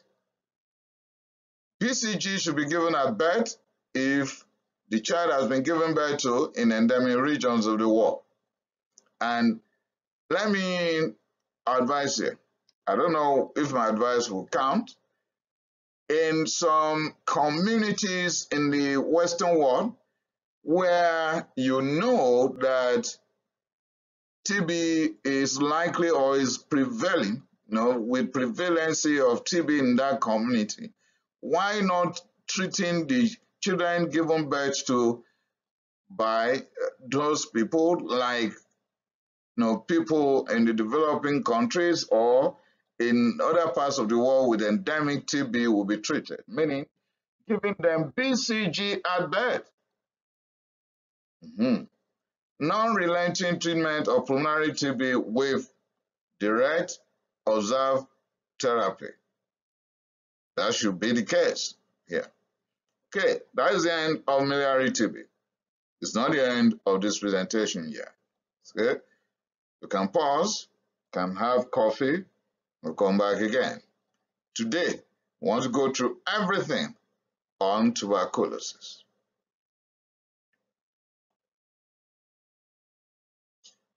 You are welcome back. So now let's go through tuberculosis and skin manifestations. There's what we know as tuberculosis verrucosis. That will affect acral extremities, fingers, dorsum of the hands, will be solitary and painless, violaceous or brown red, indurated and whitey plaques. We can do histopathological examination in some cases, and when we give our anti-TB medications, that will improve the signs and symptoms. Other skin manifestations could be scrophulodema, tuberculosis cutis orificialis, lupus vulgaris, tuberculous gum. Metastatic tuberculous abscesses is tuberculous gum. This is due to hematogenous spread to subcutaneous tissue. Acute miliary TB or tuberculosis cutis miliaris disseminata. That's not English, right? Hematogenous dissemination from the lungs is what cutis miliaris disseminata is all about. This is very common in children and adults with impaired immunity. Tuberculosis is another entity.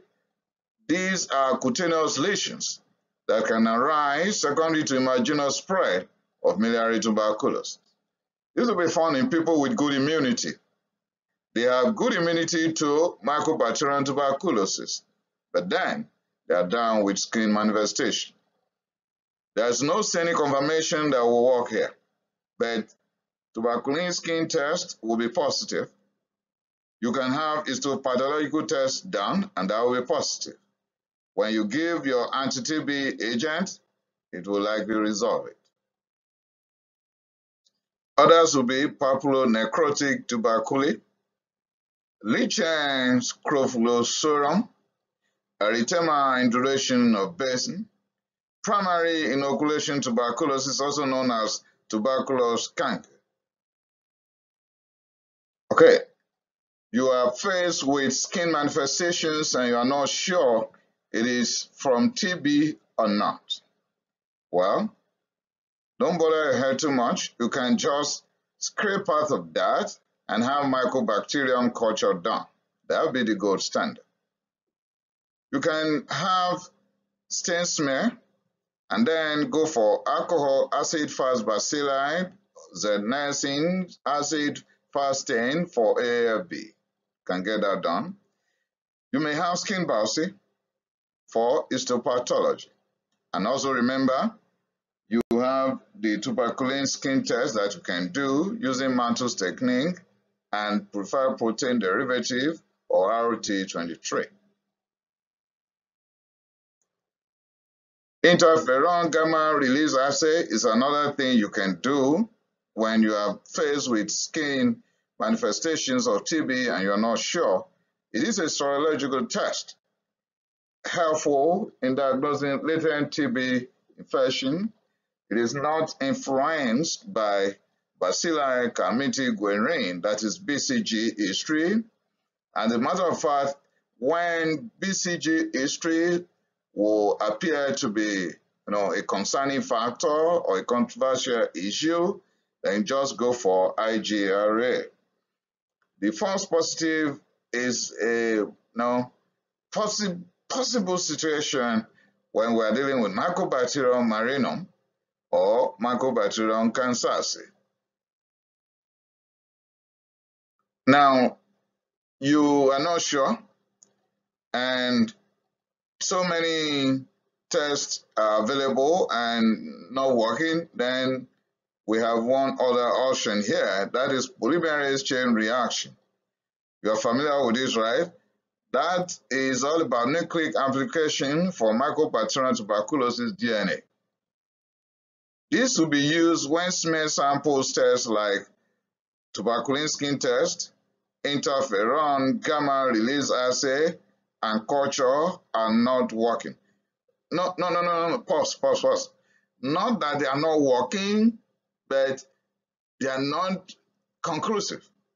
They are not definitive. So you then run to polymerase chain reaction. But PCR test is limited in certain countries. Maybe because they don't have it, technical know-how is not available.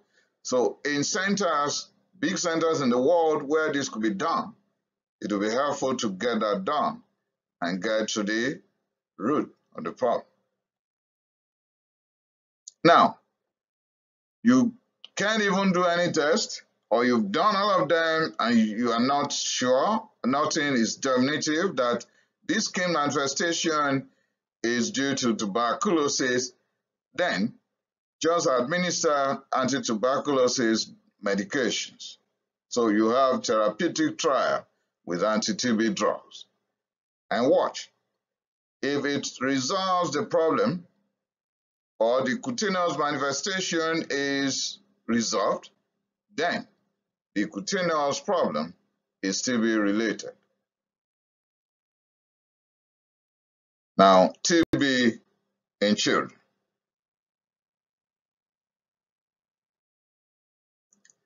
Epidemiologically, tuberculosis in children is about 10% of the total TB cases worldwide. For example, World Health Organization in 2019 estimated that about 10 million cases are found and 1.1 million as cases in children. In 2019, 10 million cases, 1.1 of the 10 will be found in children. 13.8% of all TB deaths will be found in children. Was in case with associated HIV, just as an adult. In less than 5 years, latent tuberculosis infection can progress to pulmonary TB and also extrapulmonary tuberculosis, and even severe forms like miliary tuberculosis and TB meningitis. Kids are infected because of adults as contacts. For example, parents or caregivers must be the one with active tuberculosis before the children can have tuberculosis. Whether they are not working, they are not exposing themselves to TB anyhow. So there's an adult close to the child before the child can have TB. About half of cases in children will be between ages 1 to 4 years. When it is about TB in children, and we want to take history, the history will go like this. The contact. That is where we're going to start from, because that is very, very, very, very important. We must know the adult who had come in contact with this child. We must know. Do you know why? This child is not working anywhere. This child is not determining where or she will live or who he or she will come in contact with. Someone with active pulmonary tuberculosis had come in contact with this child. That is the bottom line. We must know. Then, we want to know the history of any test done in this child, like tuberculosis skin test, interferon gamma release assay, nucleic acid amplification test, and do you have any chest X-ray already done? We want to know. Any sample culture? We want to see the growth charts of this child. We'll have to go through. So we will know whether this child has lost weight, is growing, or is stagnant. Any HIV screening done? Okay. Then we'll have thorough physical examination done. What are the possible clinical features here? Pulmonary tuberculosis, intrathoracic adenopathy, cough greater than 3 weeks, fever greater than 38 degrees Celsius for more than 2 weeks, failure to thrive, weight loss, kids greater than 5 up to 10 may have silent diseases. Radiological investigation will diagnose cases in some 5 to 10-year-old. TB in children and extrapulmonary tuberculosis. These could be affecting the lymph nodes and the central nervous system. When it is central nervous system issue, extrapulmonary tuberculosis could lead to TB meningitis, communicating hydrocephalus. That is serious, right? Stroke. We've known before that patent inflammatory ovale may be the cause of stroke in some cases. Now we know that extrapulmonary tuberculosis could be responsible for stroke in children. Also, when CNS is involved, may lead to increased intracranial pressure. Outside the CNS, there may be pleural effusion, and the heart or cardiovascular system may have TB pericarditis with pericardial effusion.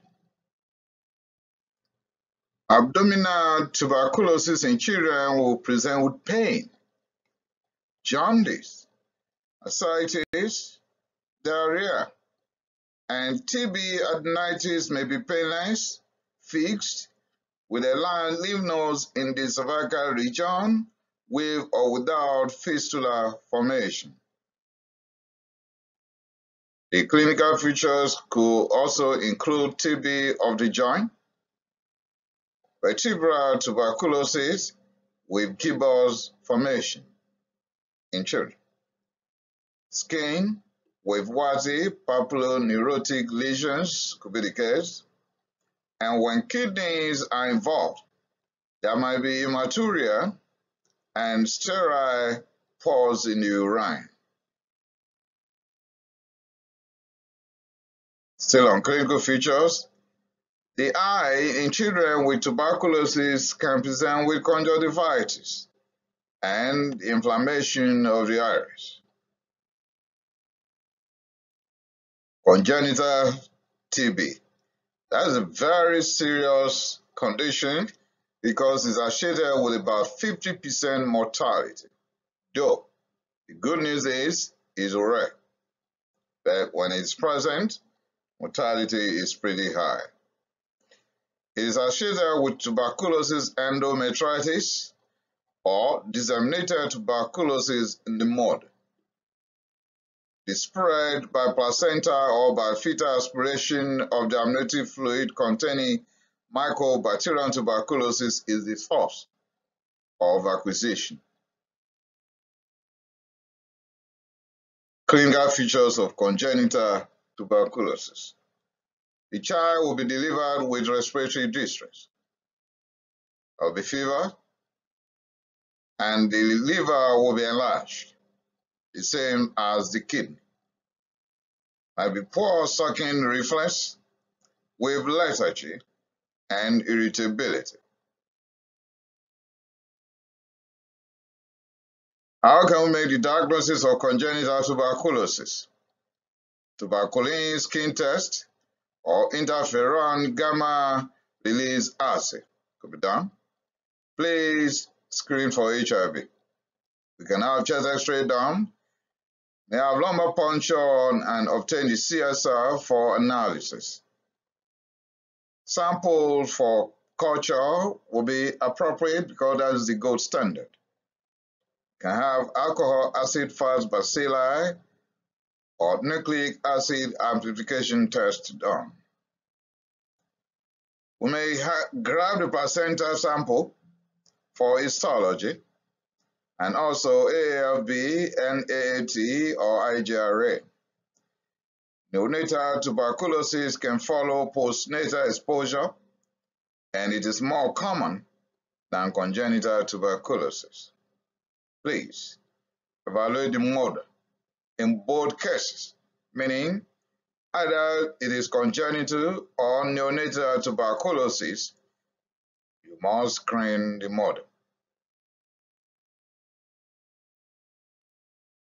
Still on diagnosis of TB in children, palsy bacillary, that is few bacilli might be the case, and non-cavitatory pulmonary disease. Remember, cavitation is very pronounced in adults. So, and the bacilli will be few, palsy bacillary. Bacteriological contamination will be the case in less than 50%, and that will be the case in about 75% of infants. Samples for culture is better, but sputum exploration may be difficult in children. So we go for gastric aspirate, mostly in children. Let me explain. The other time when I was talking about adults, the sputum, 3 samples collected, 1 early in the morning, 8 hours after the first, 8 hours after the second. You can't do that in children because most of them will cough and swallow back. So we go for gastric aspirate. Some will use bronchoalveolar lavage. Lumbar puncture is mandatory because you want to be sure you are not dealing with a very horrible situation that has involved the central nervous system, because it might lead to meningitis, leading to stroke, leading to hydrocephalus. We should have the whole blood sample,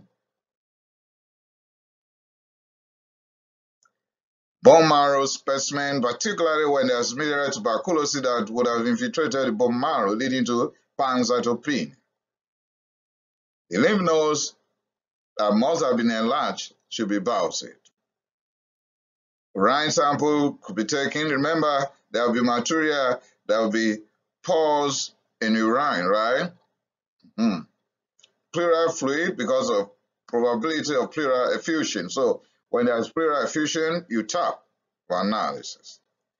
Adenosine deaminase over 40 international units per liter in the pleural fluid, majority of the patients.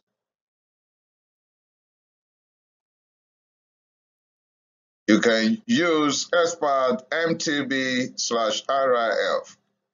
That test is now revolutionizing the diagnosis of tuberculosis worldwide. Pretty fast.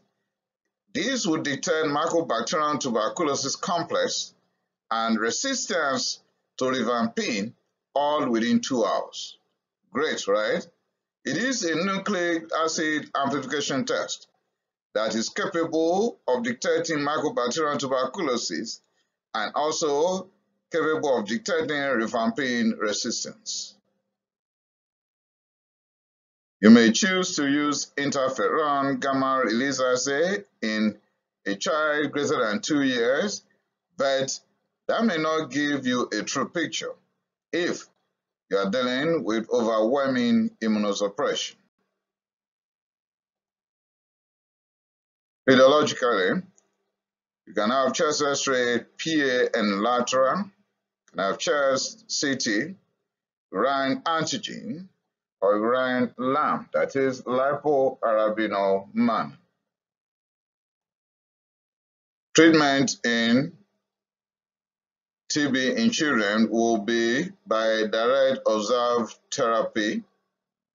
Here we'll make use of INH with rifampin, with pyrazinamide, and ethambutol for 2 months. Then we'll reduce these 4 drugs to 2. That is isoniazid acid or INH and rifampin or rifampicin for another 4 months, making 6 months in total. TB meningitis or osteoarticular tuberculosis will warrant INH with rifampin for 9 months. In central nervous system tuberculosis, we can use streptomycin or amikacin or ethionamide instead of ethambutol. In that case, if it is TB in children involving the central nervous system, we can have INH, rifampin, pyrazinamide, and streptomycin or amikacin or ethionamide for 2 months. Pyridoxine in TB in children. We will not use pyridoxine often in kids. Why that? In adults we will do, because we need pyridoxine to reverse the neuropathy associated with isoniazid acid or INH. But it's good for exclusively breastfed infants. So if the history is that the child was exclusively breastfed, then we give pyridoxine. Also, in HIV infected, we give pyridoxine. In malnourished, we give pyridoxine. For multidrug resistant tuberculosis in children, we can grab beta-quilin if the child is between 12 to 18 and is weighing 30 kg. When it comes to the treatment of latent tuberculosis infection, you have one of these to choose from. I will only talk about 2 of them, that is INH once daily or twice weekly for 9 months, or INH once daily or twice weekly for 6 months.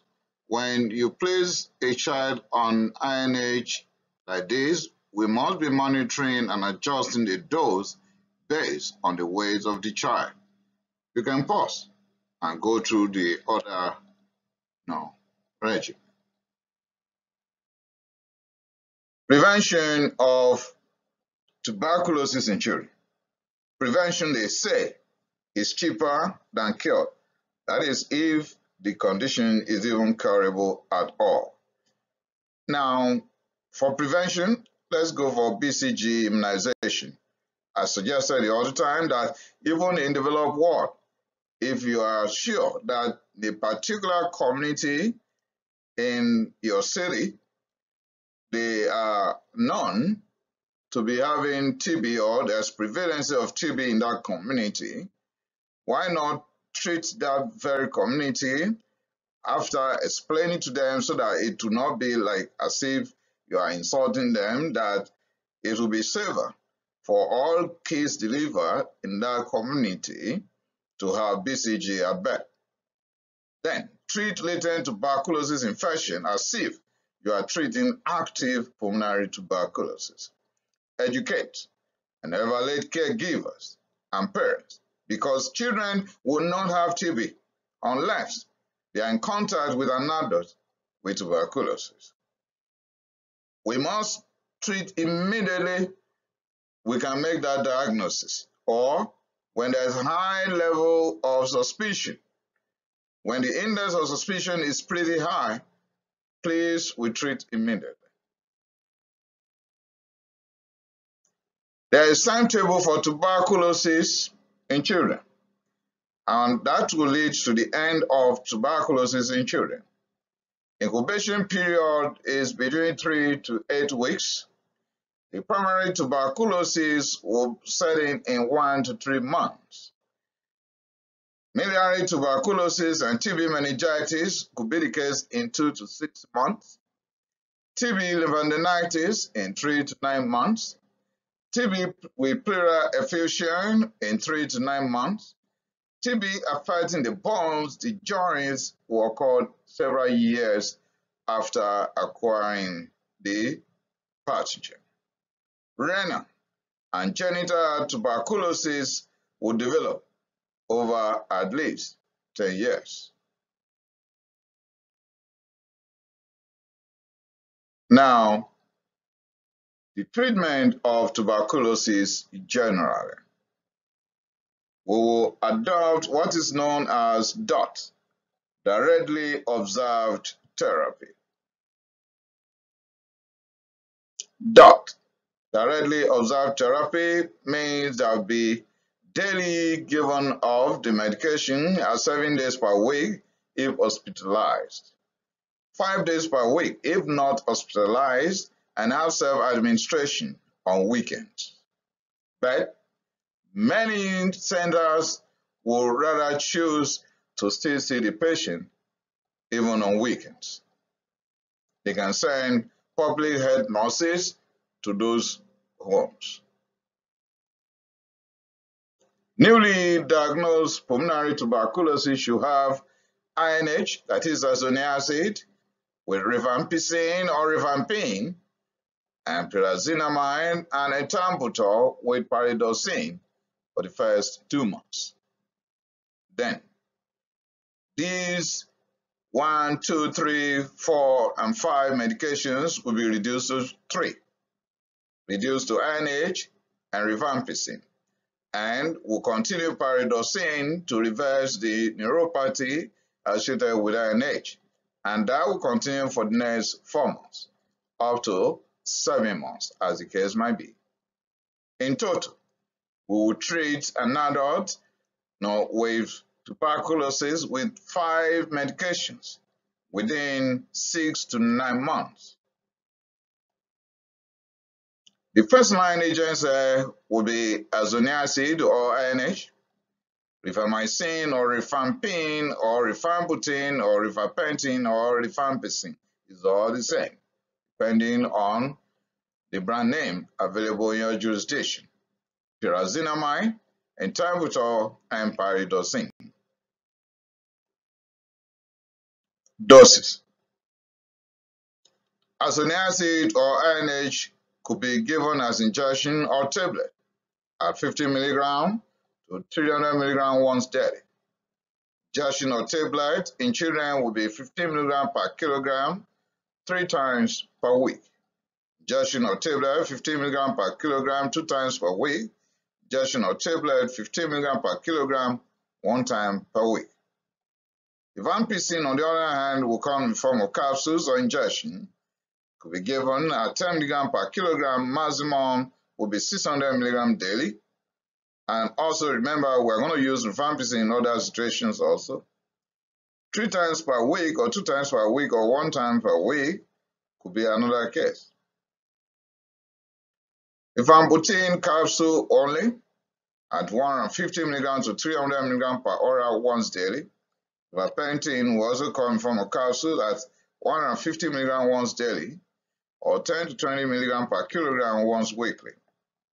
Pyrazinamide will be in form of tablet at 500 mg to 300 mg once daily, depending on the weight of the affected person. Ethambutol will be in form of tablet at 800 mg to 2,400 mg once daily, depending on the weight. Now, second-line agent, particularly when we are faced with multidrug resistant tuberculosis.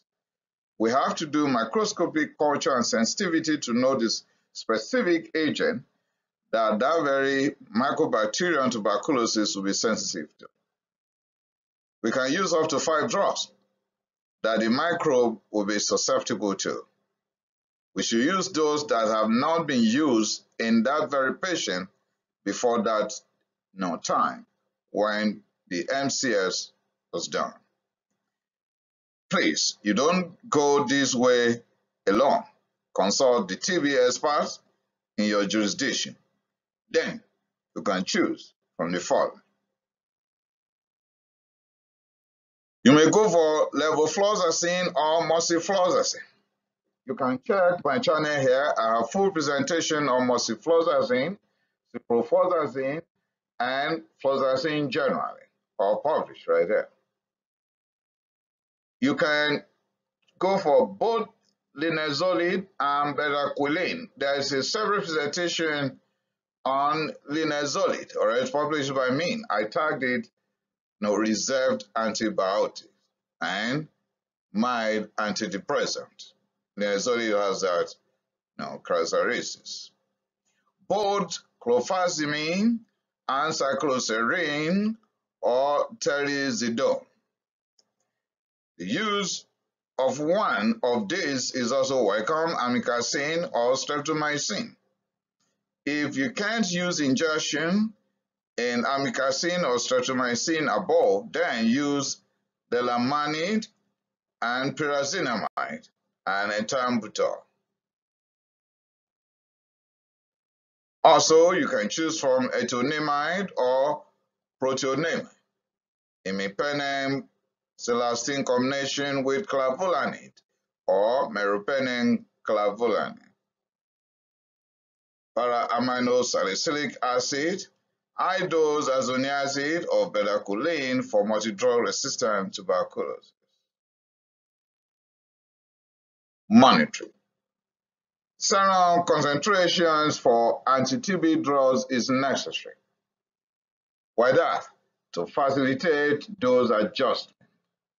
But monitoring will be required if there's drug-resistant tuberculosis, if there's relapse, if there's no clinical response.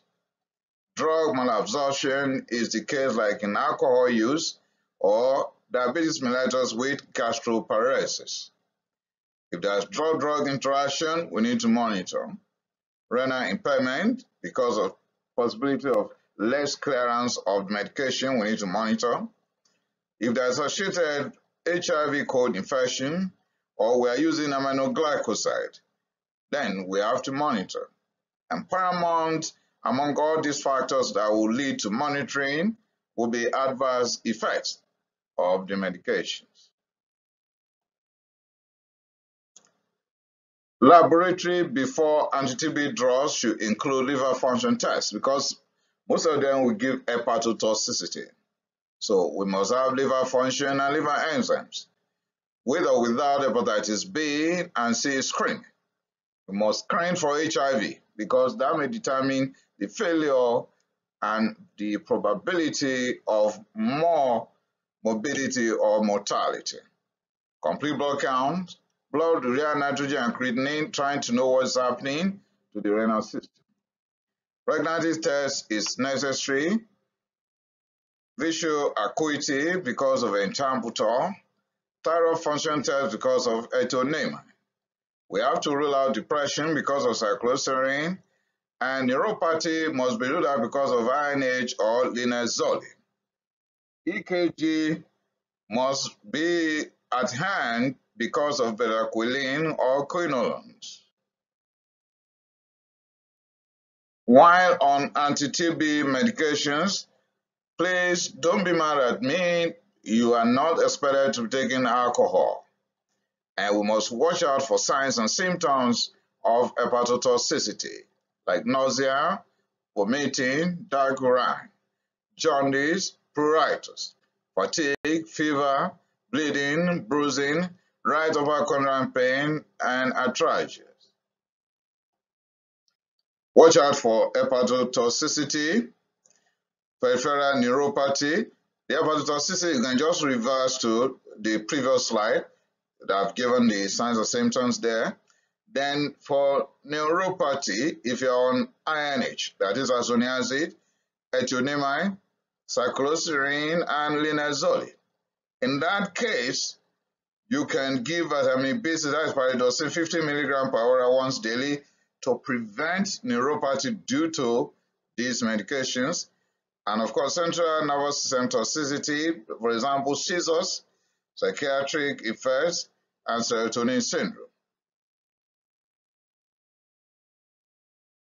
When you place the patient on aminoglycosides, then be careful and watch out for ototoxicity and nephrotoxicity.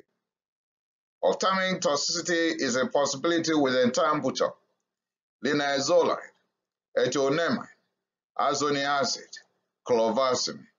Therefore, every month, that patient must visit ophthalmologist for ophthalmic monitoring if on ethambutol, linezolid, ethionamine, isoniazid, or clovarsim. We have to watch out for musculoskeletal joint pains, hypothyroidism if the patient is on para-aminosalicylic acid or ethionamine. Hypoglycemia should be what we'll be checking out for periodically if on linezolid or quinolones. Flu-like symptoms will be what we watch out for if on isoniazid, rifampin, and rifampicin. We have to handle anaphylaxis appropriately and never repeat the culprit that would have caused anaphylaxis. That will be how far I will go when it comes to the treatment of tuberculosis generally. But we are not done yet. The treatment of latent tuberculosis infection can be any of these 6 regimens. So either you choose number 1, INH once daily or twice weekly for 9 months, or INH once daily or twice weekly for 6 months. But if you are dealing with children, you must be monitoring and adjusting the dose based on the weight of the child. You can go for INH and rifampicin together for 3 months. For example, there's a medication that will combine both, and that is Rifina, combining INH and rifampicin. Rifampicin once daily for 4 months, or INH and rifampicin once daily for 3 months. And you may have INH and rifampicin once weekly for 3 months. TB prevention. Prevention, they say, is cheaper than cure. That is, if the situation is curable at all. So in TB prevention, we'll be going through surveillance, control, and disposition. Note this. If a particular patient comes around and we have smear for AAFB and it is positive today, or there are signs and symptoms suggestive and pointing to tuberculosis unequivocally today, then be afraid. Afraid of what? Oh, be afraid that this patient has been contagious, has been spreading pulmonary tuberculosis three months ago. Transmission. Transmission is by person to person and could be zoonotic. Now, Mycobacterium bovis from cattle. Yeah. Through inhalation of droplet nuclei, airborne particles that is very minute, 1 to 5 microns in diameter. Now, through coughing, singing, sneezing, untreated and active pulmonary tuberculosis, untreated and active laryngeal tuberculosis, and cavitation is present.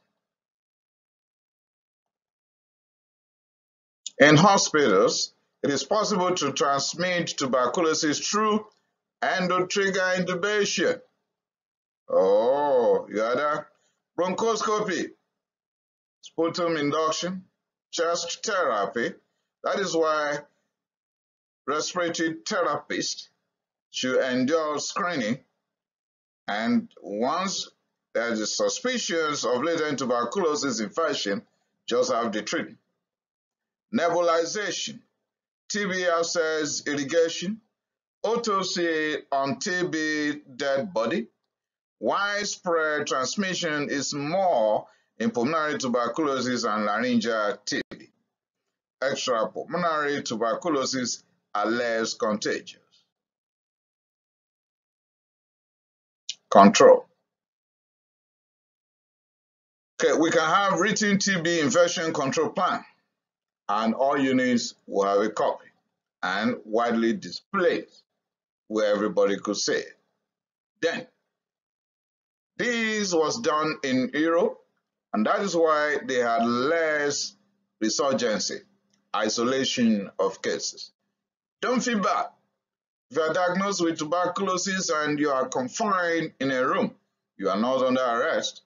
You are just being isolated so that your loved ones, your friends, and other people around you will not come down with it.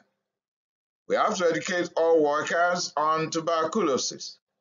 Must use protection gear while interacting with any patient with pulmonary tuberculosis. You don't hate them. It's not an insult. Okay, it's not disrespectful. In fact, we have a typical disease around right now that has taught us more about this. That is COVID-19. Just the way you're going to dress while interacting with anyone with COVID-19 is the way it should appear when you are dealing with pulmonary tuberculosis cases. It's an airborne infection, and then with isolation, formerly called negative pressure isolation, okay? Which means a single room that will allow air in but not out to the corridor. Should still cover your cough, sneezes while you're isolated, and restriction of movement will be the case. Respiratory protection all the time, and visitors to wear masks, just as if you are visiting COVID-19 case or cases. Contact tracing. Oh, wow. This will be like investigative journalism. You have to investigate the contacts for latent tuberculosis infection or active tuberculosis. All family members and other close contacts should be tested with tuberculin skin test or interferon gamma release assays. Notice, if the individual is smear AFB positive today or symptom onset today, like I've said earlier, he or she has been contagious 3 months ago. So, internally, you'll be brooding on that. That, oh wow, this had been a big issue 3 months before now. If smear AFB negative today but having TB, contagious period is about 1 month ago before onset of the symptoms. Screen all healthcare workers in contact with mantle test or IGRA and repeat that in 8 to 10 weeks following the end of the exposure. Surveillance. Tuberculosis incidence records should be obtained. Affected group in the community should be identified. State or public health must be involved and informed. Annual serial testing for the exposed health workers in regions with endemicity is necessary. Stop the isolation and surveillance if there's alternative diagnosis that has been made. If 3 consecutive AFB sputum smear results are negative, and if 2 nucleic acid amplification tests are proven to be negative. Disposition. How do we discharge these patients if we have them around us. Confirm the case or cases you've seen to public health officer in your jurisdiction. It's a reportable disease. You must do that. We have to follow up suspected case or cases. We must manage confirmed cases with direct observed therapy. We may discharge home, but we will never discharge home if 1, this patient is immunocompromised, 2, this is a child less than 5 years in the house. There's a child less than 5 years in the house. 3, not sure that this patient will take medication. In conclusion, for the past 2 hours and 35 minutes, you've been listening, and now you can conclude that tuberculosis is a pretty dangerous disease. It affects not only the lungs, but all organs. It can shorten the life or make it miserable. Infertility is even possible with tuberculosis, but it is preventable. It could be treated if diagnosed on time.